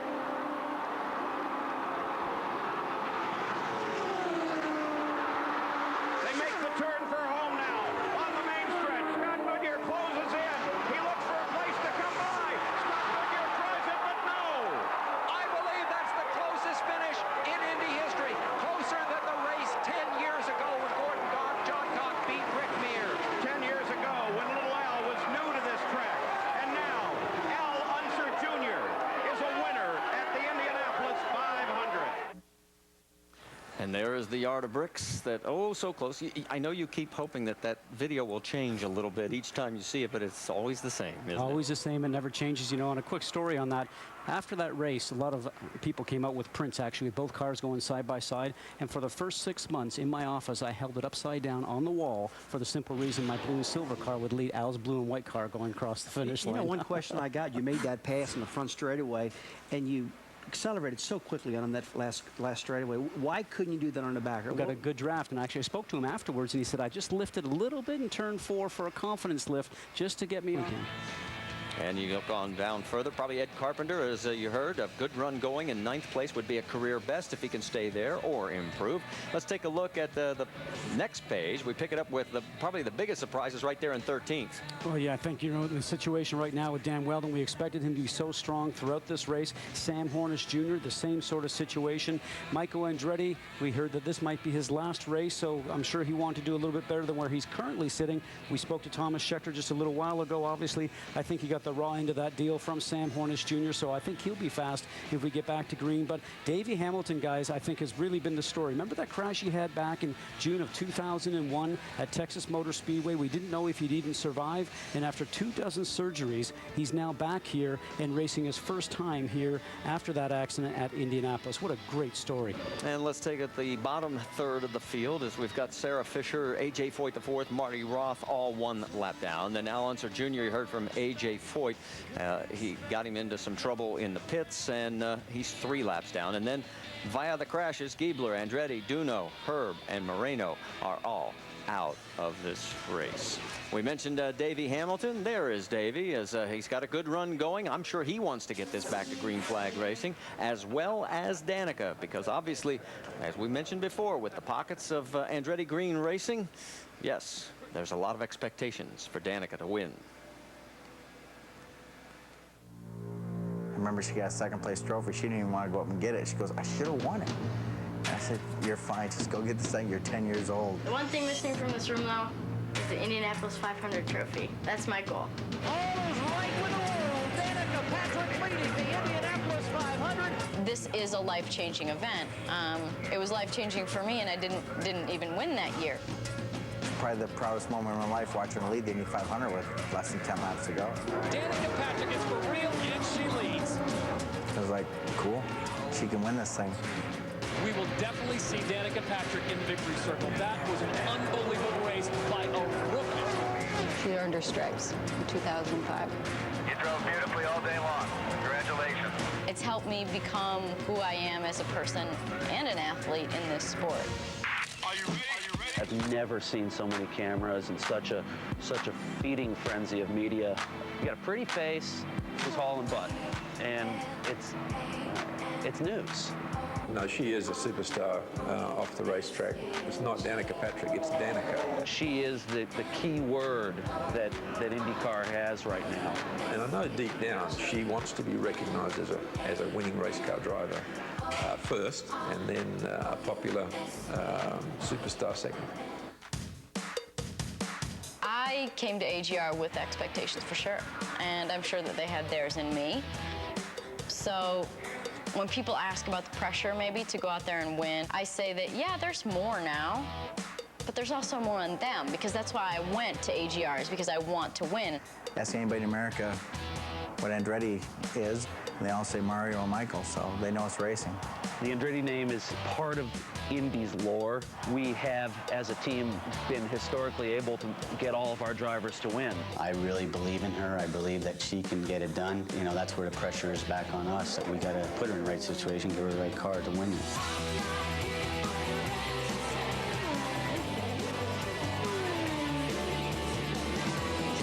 I'll be disappointed if she doesn't win a race this year, because I think we're capable.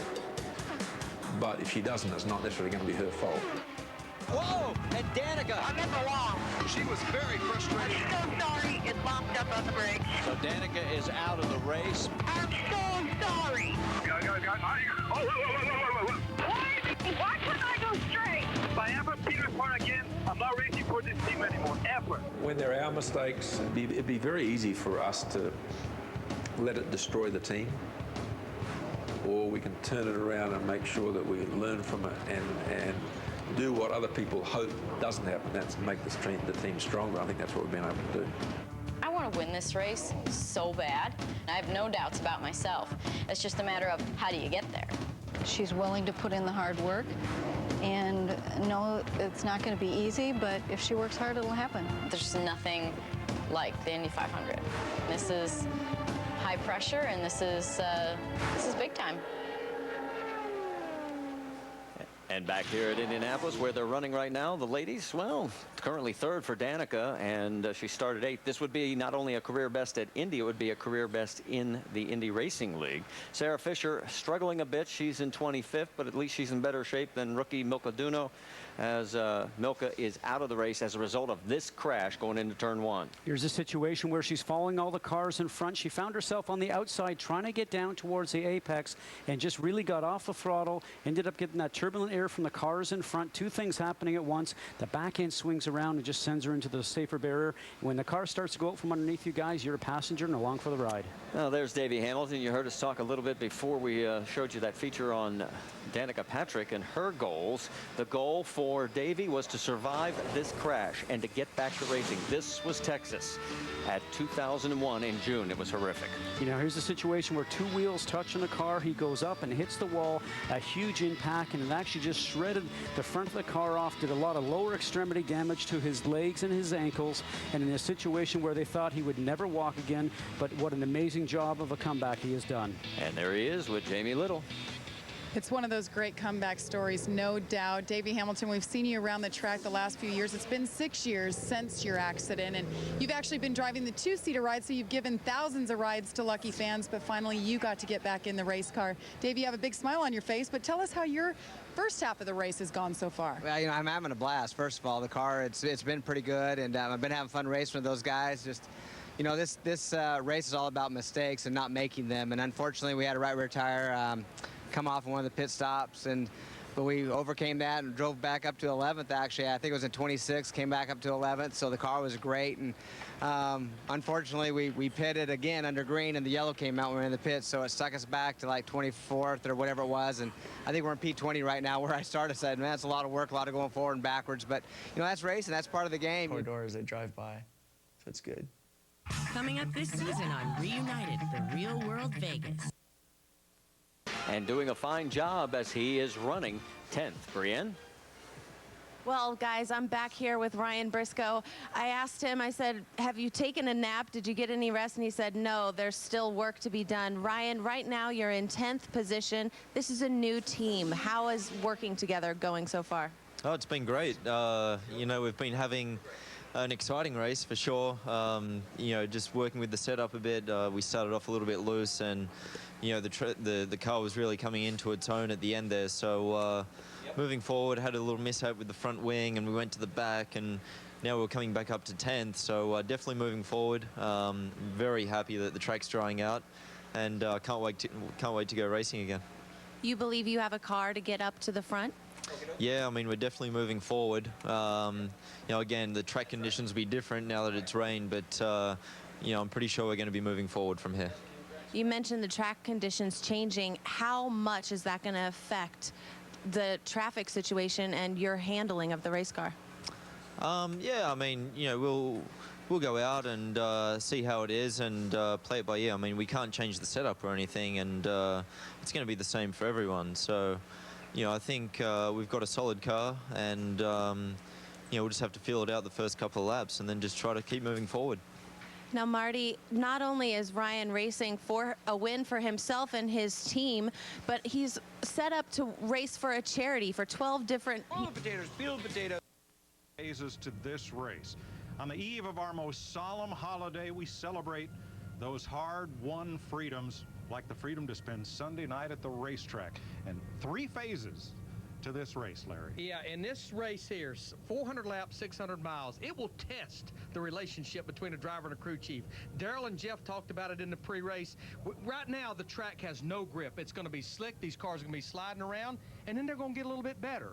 But what you really hope is that you can stay in contention and be there for that final 100, 150 miles, and that you make the right adjustments leading into that segment.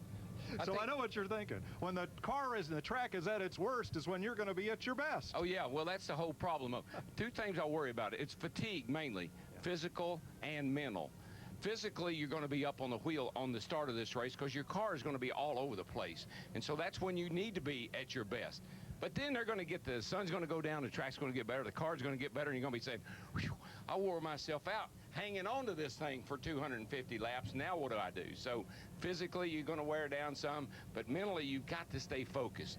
So 3 different phases to this race. We will chart the transitions for you as we go from daytime into night. Let's go for a spin in the AutoZone Driver Zone with DW's Drive and Ride. All right, Jeff, the guys are preparing to run the longest race that we have tonight, 600 miles here at Charlotte. One of the things I've got to be aware of is just how comfortable I am in the car. I got to be aware of my seat position, my pedals, my steering wheel. Is it close enough? I want that wheel in close so I don't get tired. My mirror, can I see all around? Is there everybody? Can I see inside, outside? You just calm down there, buddy. You tell me what you need. I'm going to get you took care of. You just keep giving the things that you don't like about this car. I'll make them right for you, my friend. We'll get it right tonight. One of the hardest things a driver has to do in this 400-lap race is stay focused, concentrate. Hey, how much longer we got to go? Are we there yet? No, but I'm going to pick up the pace, and we'll get there a little sooner than we would have. Man, this is fun. I like it. I love it. I want some more of it. A singing ride-along crew chief. Yes, well, the other thing that's important, and Larry knows this, is trust. You've got to trust your crew chief. Whatever he tells you, you've got to believe that he knows what he's talking about. He's got the notes. He's got the information. Trust him. And I think that's one reason Jimmy Johnson, Chad Canals, they've been so good, is they know even when their car is on top of it, that they got to be aggressive with those changes. Budweiser, official beer of NASCAR, proud sponsor of the Budweiser Pole Award, given to the fastest qualifier at each NASCAR Nextel Cup race. Ryan Newman.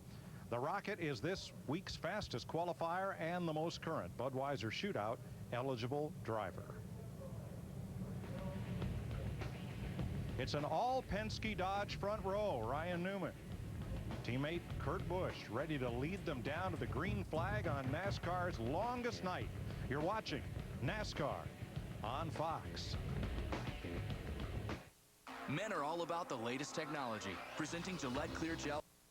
Zurich, because change happens.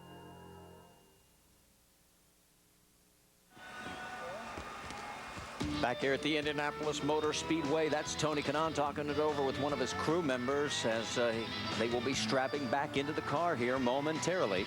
As there are the crowd filing back into their seats. Here's our top 5 after 113 of 200 laps. Tony Kanaan's followed by his teammates Marco Andretti, Danica Patrick, then Vitor Meira, and Dario Franchitti, also of AGR. Of course, Meira running for Panther Racing.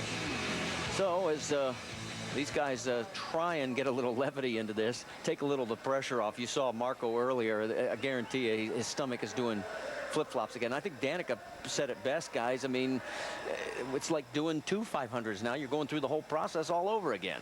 Well, you know, Marty, I was involved in the race in 1997 where we actually didn't really get off the blocks in the first day, which was Sunday for the race. We came back on Monday, got about 25 laps under our belt, and it rained again, and then we had to come back on Tuesday. So that was a real strange deal, coming here 3 days in a row just to try and complete the 500 miles. Okay, from what we've been told, the drivers will go back out behind the pace car. Then they will open the pits, which will allow anybody to come in and make adjustments, top off fuel, and change tires. Now, remember those 3 cars that pitted on lap 111?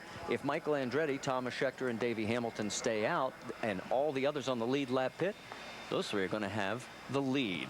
Let's get more from Jack Arute. I think he's caught up with Marco. Well, Marco Andretti is encouraging all the individual members of his crew as they have had a very long wait.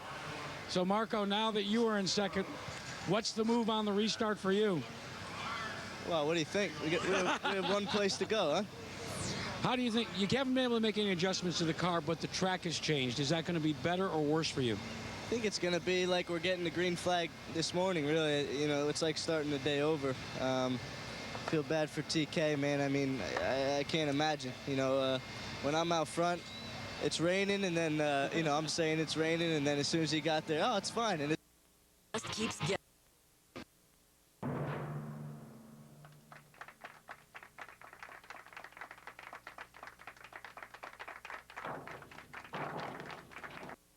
You see Tony starting to get focused in as the levity is about to end, fellas.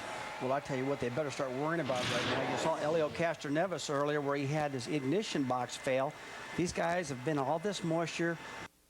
On Fox, just 2 laps away from getting the green flag. Brian Nagy of Buffalo, New York has this week's FedEx Racetracks question. What's the bigger challenge in running 600 miles? The distance or changing track conditions? There is no question. We've talked about it ever since the pre-race. It's all about the changing track conditions and keeping up with them. You're encouraged to write in your questions for each track we visit as part of the FedEx Letter of the Week. FoxSports.com, keyword FedEx. Hey, let's talk to the driver of one of those military cars. What do you say, Mark Martin in the Army All car? right. Hey, Mark, it's DW, but you got a copy? Yeah, DW, how you doing, man? I'm cool up here, but I don't know how you are out there. It's Memorial Day weekend. You're driving the Army car, and it's going to be a long, hot night. How you doing out there? How's it going to be? Well, first of all, I want to thank all the fans and say it's a privilege and an honor to represent our soldiers' race car here. So, you know, this is a great time, Memorial Day, when we salute all our fallen soldiers who've given the ultimate sacrifice for our freedom so that we can enjoy stuff like this. 10-4, Mark. We all agree with you. This is your kind of race, buddy. What do you got for him tonight? Oh, man. If we can ever get to 9 o'clock, Darrell, I'm really, really struggling with the sunshine. You know, we have a great car for nighttime, but it's going to be a long time till nighttime. So, you know, Ryan and the Army team have done the end on normal and see what happens when it gets closer. What's the conversation that you've had with Tony and your team as you've had to come back out here? You sit in the garage thinking maybe we've already won the race. Now you've got to come back out and get up again. Yeah, I mean, it's the same for everybody, but, you know, we went through all the scenarios and talked about it quite a bit. I think we're well prepared. We're ready for anything, so we'll just see what happens with the weather. Wow. Easy on the restarts. Last week in the All-Star Challenge, last night in the Busch race, it seems like most of the problems on this hard tire is when the air pressure's down and we're just getting up to speed. And we've been talking about it, and we will continue to talk about it, being aggressive with changes, keeping up with an ever-changing track. I'll add a bonus in there. Beware of turn 2 early when the sun's out. Beware of turn 4 late when we get that grip. Yeah, turn 4 ought to be Calamity Corner in my mind after the sun goes down. There's the first transition we'll look for. You see the shade covering turn 1 and a bit of turn 4 in the front straightaway. When this entire track goes from sun to shade, that'll be our first transition into phase 2. These boys are all singing that song, Thank the Lord for the Nighttime. Forget the day. Nighttime is the right time.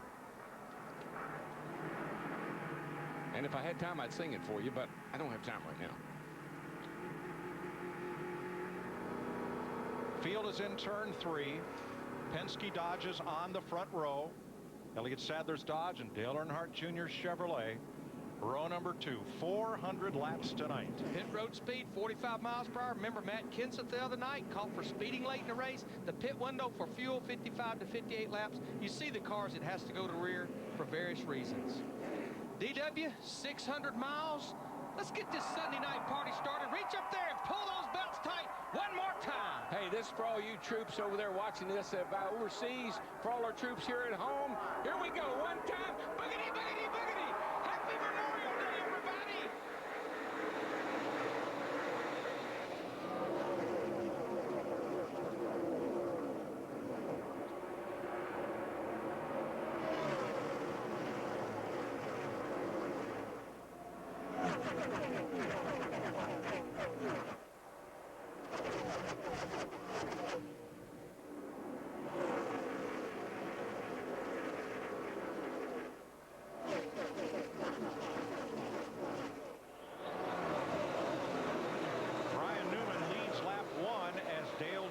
Backs up 2 spots.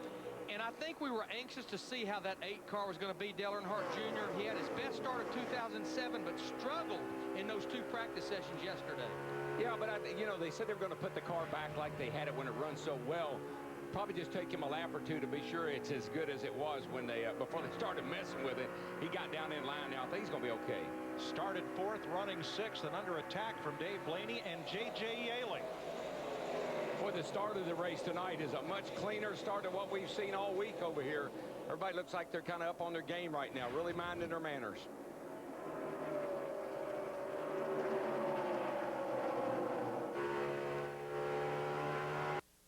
As we knew they would. For the 91st time, the eyes of the world focus as one on the greatest spectacle in racing. In this realm, on this day, with the ultimate victory for the taking, all roads lead to Indy. And the fans are filing back into their seats as the drivers have climbed behind the wheel once again here at the Indianapolis Motor Speedway. And we welcome you back to the 91st running of the Indianapolis 500 telecast presented by GoDaddy.com. The drivers are in the cars, and there is Tony Kanaan, the only man who probably wanted to see it rain the rest of the day because he was leading here at Indy when the yellow and then the red flag came out. He's checking the visor. There's the pole sitter, Helio Castroneves. What an eventful day. One botched pit stop, had a problem getting the car fired, and almost had a close call with Sam Hornish. Danica Patrick on the verge of what? Maybe making history? She's 3rd. The best she's ever finished in her career is 4th. And Scott Dixon started 4th for the 3rd time in his career. Right now, he's carrying the hopes of Chip Ganassi's team because his teammate Dan Weldon's all the way back in 13th. But it's far from over yet. Little Al, well, for Al Unser Jr., he's not going to win it today. They had some early problems, but for him, It's a chance to get behind the wheel one more time, the 19th time at Indianapolis. And Dario Franchitti, his best finish ever at the Speedway, 6th. Right now, he is running 5th. He has a car good enough to go to the front. Will he be able to do it? Ed Carpenter, he's never been in this position before. A top 10 at Indianapolis. He's running 9th right now. It would be a career best at the 500. For Jeff Simmons, oh, what a story this has been. This guy has never been up front here at Indianapolis. Right now, he's got a chance to make his own history. Vitor Meira has finished 2nd 7 times in his career. He still wants a win. For Sam Hornish, well, he won this thing last year. Can he do it again? He was down a lap. He's back on the lead lap right now. In fact, he is running in 15th place.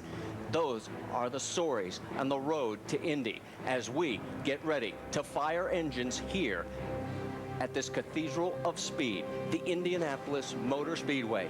Richie Hearn, a man who, well, just barely got into the field. Wasn't even close to making it last year, didn't even have a ride. Here he is with an opportunity to get a big paycheck and a good race day. Scott Sharp, oh, this place has been punishing to him. In 2001, he was on pole and crashed into turn 1. Could he possibly find his way to victory lane? Well, these are the guys that are chasing this man right here. It is Tony Kanaan, and it's now time to fire engines. All the crews standing by to fire those engines.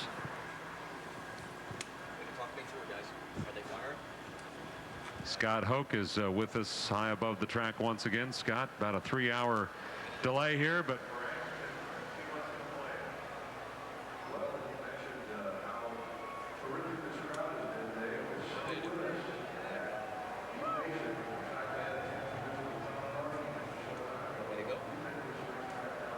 So the command has been given to fire engines. And guys, I don't know about you, but I'm just as pumped up as I was at the very beginning of the race. Even though this long rain delay has drained a lot out of everybody. Has it drained too much out of that young kid? Well, for all the drivers and all the crew, they know this is the chance to win the Indianapolis 500. We thought we were going to have that in the first green flag. As the fire is now going through the motors, the starters are actually in the back, and we're going to start to hear some noise, something we've been waiting hours for. But for all these drivers right now, Marty, like I said, I went through this rain delay in 1997.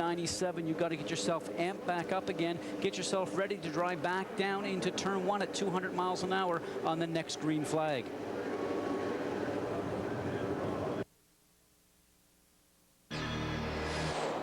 This is a News 116 special report.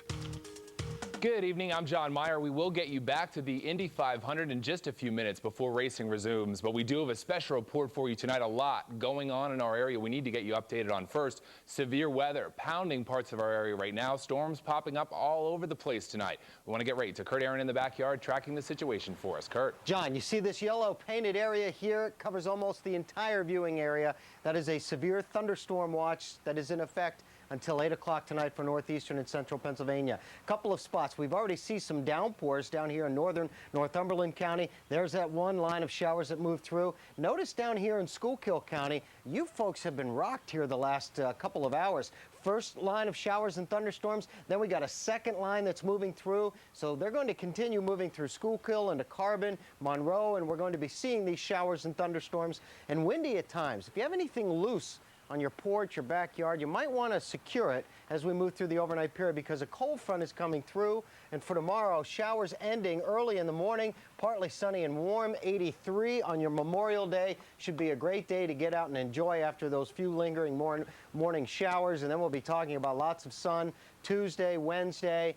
A cold front will hang up here later in the week, bringing us the chance for some afternoon showers. But overall, temperatures will warm up before cooling down into the upcoming weekend. So, John, we're going to have some severe thunderstorms out there, which are possible over the next couple of hours before everything quiets down by tomorrow morning. And we know you're keeping an eye on it, Yes, Kurt. sir. Thanks.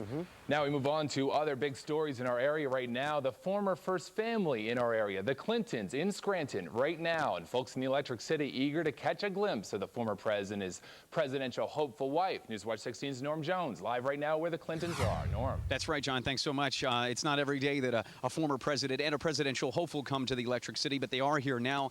They're right here at the Court Street United Methodist Church. They're here for the baptism of Hillary's niece. We want to show you the pictures, be the first ones here in northeastern and central Pennsylvania to show you those pictures. This is Hillary Clinton as she got out of that black Suburban and headed inside to the church there, and waving. All the fans here really excited to see the presidential hopeful.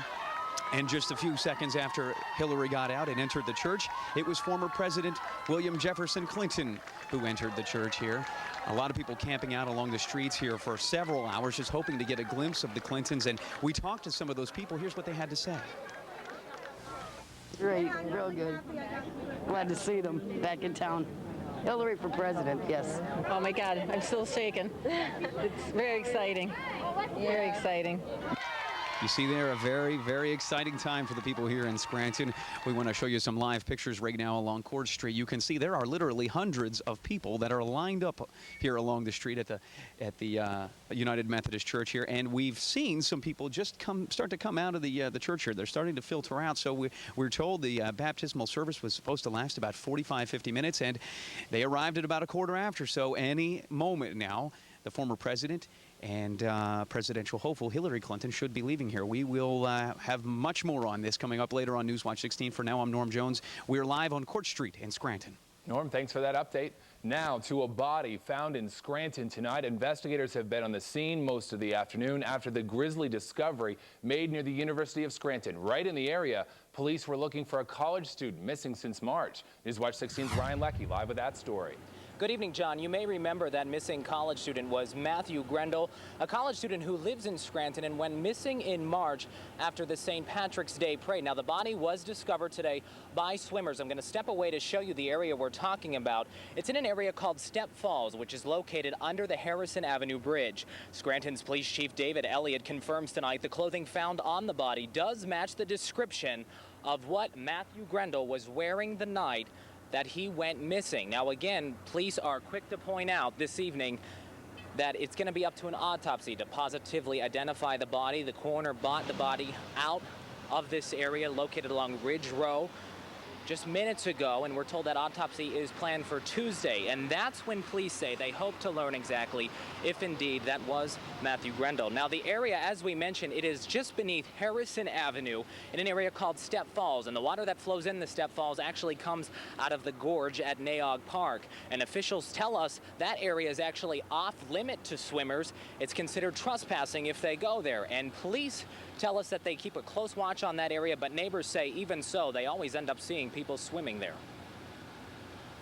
I was very concerned because as soon as the weather changes and it becomes humid in the summer, we have the teenagers going down to the gorge or the Step Falls swimming. It's very scary because I don't know who did it or if they live by me or what's going to go on or anything. It's very scary. Again, John, we want to point out tonight, Newswatch 16 has just learned that information about the clothing description. That clothing description matching what Matthew Grendel, that college student from Scranton who went missing after the St. Patrick's Day parade, what he had on that day he went missing in March. And again, Police Chief David Elliott says we don't want to jump to, David Elliott says we do not want to jump to any conclusions. He says that they are going to wait for that autopsy results to positively identify the body, and we could learn later this week exactly who was found underneath the Harrison Avenue Bridge in Scranton today. I'm Ryan Leckie, Newswatch 16, reporting live in Lackawanna County. John. Of course, we'll have much more tonight at 11. Ryan, thank you very much. That does it for this Newswatch 16 special report. The Indianapolis 500 on a rain delay for much of the afternoon. It is about to resume. We'll get you back to that. We'll have a complete report tonight. Newswatch 16 at 11. Have a great evening, everyone. This has been a Newswatch 16 special report from WNEP-TV, the news station. By Marco was up the back tailpipe of Tony Kanaan, and will he make it the outside run? Doesn't look like he's strong enough. Kanaan keeps the lead. But Marco is close behind. Danica Patrick falls a little bit back. In fact, she came close to blocking Vitor Mirror on the restart.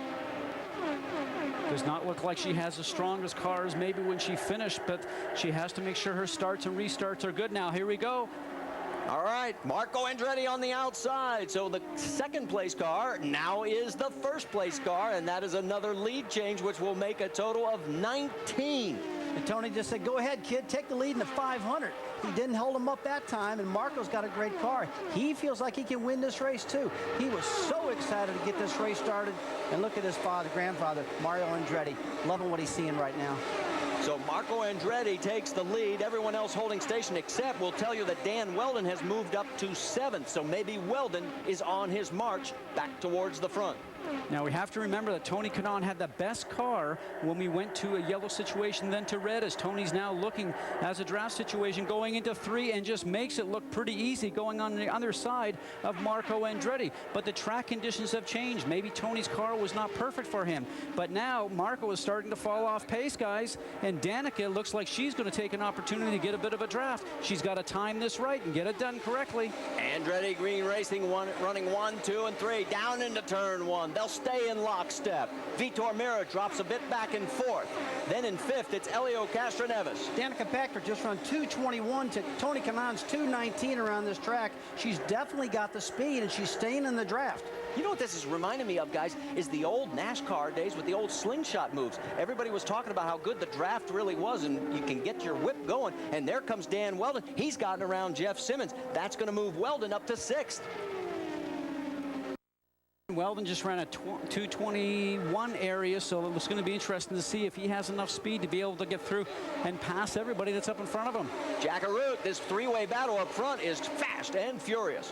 Well, it's very reminiscent of what you might see at a Daytona or a Talladega. Remember, these 3 drivers are on the same team, and what they've done is they are working together with their spotters. Unlike normal races in IndyCar competition, there are 2 sets of spotters for each team. Already, all 3 of them have been corresponding back and forth with their spotters. They want to make this a 3-car breakaway. Thus far, they're starting to put some distance on 4th place Mira. By about 1 full second. Oh, Marty, just as you said that, there's a bit of a wiggle from Marco Andretti right in the middle of turn 4, and Danica Patrick certainly takes advantage of that. Danica Marco's car is actually a little bit loose as he gets close to traffic up behind, like he did with Tony Kanaan. So Danica Patrick moves into 2nd. Now can she close on her teammate Tony Kanaan?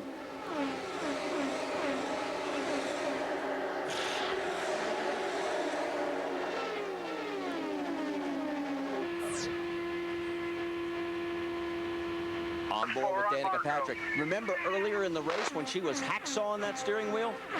There she looked nice and smooth. I'll tell you, Marty, she's got a smooth run going on right now, and I believe she's going to catch Kanaan. And will she lead the 500 again? She led it a couple years ago. She's got a shot to do it right now. Her car looks real balanced. It looks like it's handling really good. Vitor Mira has dropped back. Guess who? Elio Castroneves has moved into 4th. Mira's dropped 2 spots. Weldon is now 5th. Now, I think Danica Patrick is having the same problem that Marco Andretti did. When she gets up behind the backside of the 7-Eleven car of Tony Kanaan, it looks like she can just get a little bit close to the car, but she can't make a move on it. The same problem that Marco had. And now Marco's starting to get a little bit closer to Danica. There's Elio Castroneves' numbers. As you can see, he's making a march back towards the front. What a great race we've got going up front. Well, guys, let me tell you one thing. Elio Castroneves and Weldon, they're back in this game. Team Penske and Ganassi Racing are back in it right now. We're lap 122 out of 200. A long way to go in this race now, and it's coming right back to them. Jack, you got more on Danica? Yeah, right now what they're saying, Rusty, is every time Danica tries to tuck her nose to the rear of Tony Kanaan, the car starts to go to severe understeer. The car begins to push, so she's trying to give a little room right now. She'll have to try and make that run and use the draft rather than try to get right up behind that rear wing. Well, she better not wait too long, because here comes Marco Andretti again, and there is Grandpa. Remember earlier in the show I had commented that Tony Kanaan's car was so strong in the middle of the turns. We saw that back down turns 3 and 4. Again in turns 1 and 2. Look at the distance he pulls on Danica Patrick, who's running in 2nd. Those cars do not go through turns 1 and 2 as well as Tony Kanaan. His car seems to have the setup. The more he runs, it seems like his car becomes a little bit happier. Down into turn 3. Everyone holding step here in the top 3. Castroneves in the 4th spot, losing a little bit of ground on that last lap. And there's Dan Weldon closing on 4th place Castroneves. You can see all this in your screen, all 5 right there. And Weldon is on the march, about almost 2 miles an hour faster that last lap than the 4 cars that are up in front of him. Yes, he's getting the benefit of the tow. Let's see how his car handles as he comes out of turn 2, heads down that back straightaway, 5/8 of a mile length. He's getting a run. Will Castroneves let him get through? He doesn't have a choice. Weldon makes it look easy. Now remember, at lap 113, Dan Weldon was 13th on this restart. Now he has just moved into 4th place. Can he hold on to it? Yes, he's got it. Now Sam Hornish, and it looks like Thomas Schechter. These guys have a little tete-a-tete earlier today. Well, it's going to be interesting to see what happens down here in turn 1. Schechter doesn't have the speed. He'll tuck in behind Hornish. Maybe take another shot of it going through turns 1 and 2, try and set himself up coming off of turn 2. You're asking where's Dario Franchitti in all this? Remember, he had to make the stop. He has fought his way back up to 11th. So he's not done in this race yet either.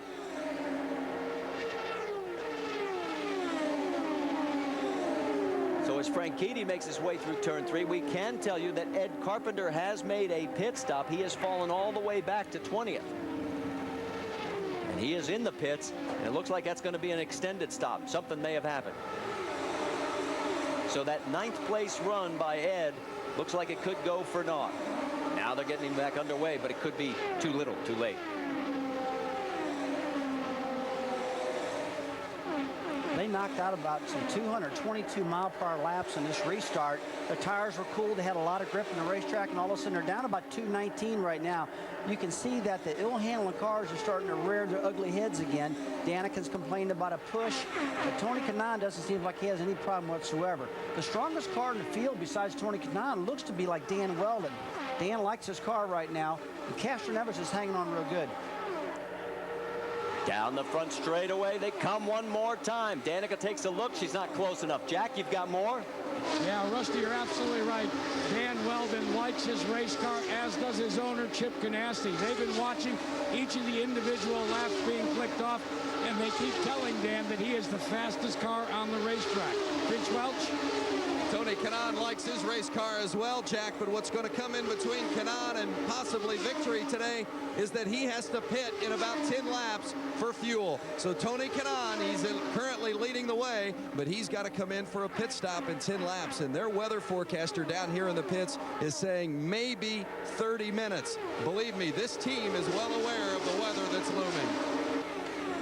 So as this battle continues, remember, quite a few cars up front are going to have to make a pit stop about the same time Tony Kanaan. In fact, our top 3, there is Dan Weldon. Weldon restarted 13th. He's up to 4th. Sam Hornish restarted 15th. He's up to 8th. There's a lot of cars on the move on this racetrack. Right now, you'd have to say the change of teams for Danica Patrick to move over to the Andretti Group Racing team has been a great move for her over the winter. She's now starting to get comfortable with the team and comfortable with the car. She was strong all throughout the whole month of May, and right now she's running in 2nd. What a great showing by the first female who's ever led here at the Indianapolis Motor Speedway. Does Tony Kanaan put a cap on his 2004 championship with a win in Indy? Does Danica make history? Or does a 20-year-old Andretti win? Back after this from our ABC stations.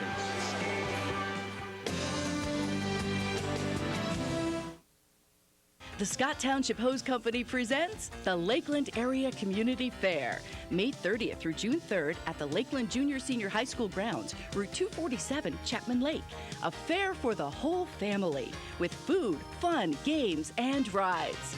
The Lakeland Area Community Fair at the Lakeland Junior Senior High School grounds, Route 247, Chapman Lake. Don't miss all the food, fun, games, and rides, May 30th through June 3rd.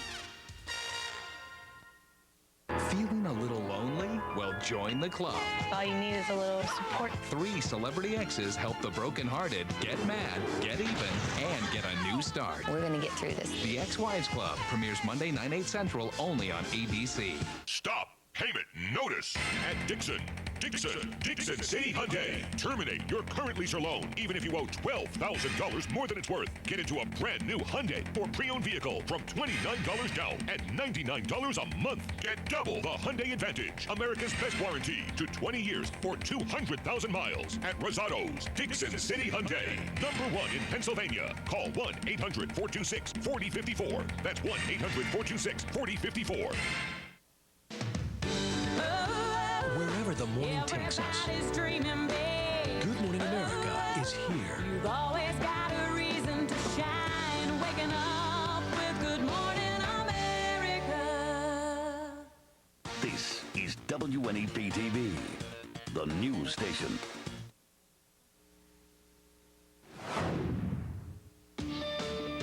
Danica Patrick running in second. Tony Kanaan out in front. These two looking for their first Indianapolis 500 wins. So is Marco Andretti, Vitor Meira, and Michael Andretti. And currently, Michael running in 11th. There's the positions for all 5 of those first-time potential winners here at the Indianapolis Motor Speedway.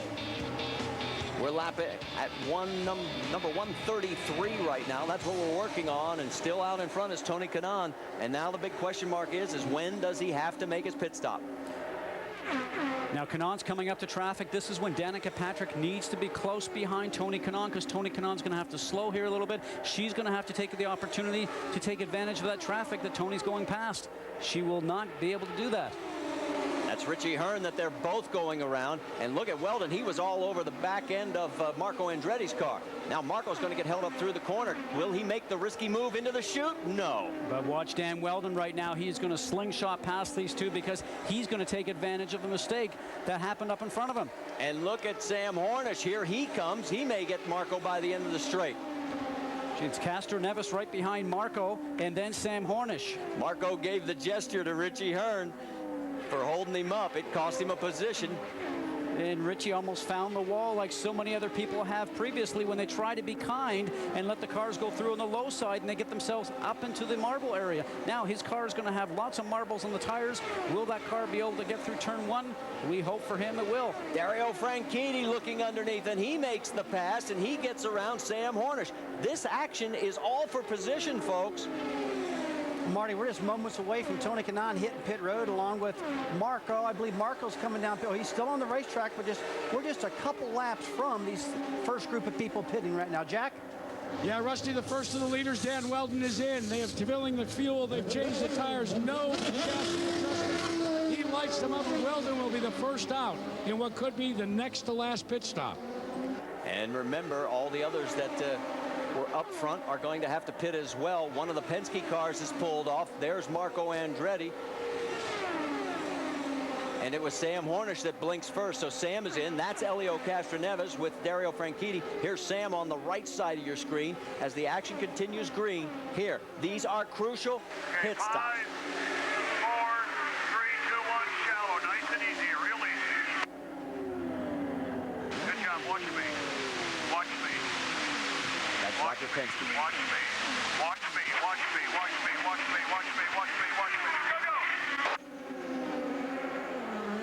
So Sam Hornish back out to the battle. Meanwhile, look at the left traffic as there is Marco Andretti going around Al Unser, and the freight train just rolls on past Al. Oh, Marco Andretti, and then you've got Castro Neves, but Franchitti seems to have about as good a car right now as his teammate does, Tony Kanaan, who's running up front. So watch Kanaan, watch Franchitti right now. He gets behind the cars in front, and he doesn't have that understeer.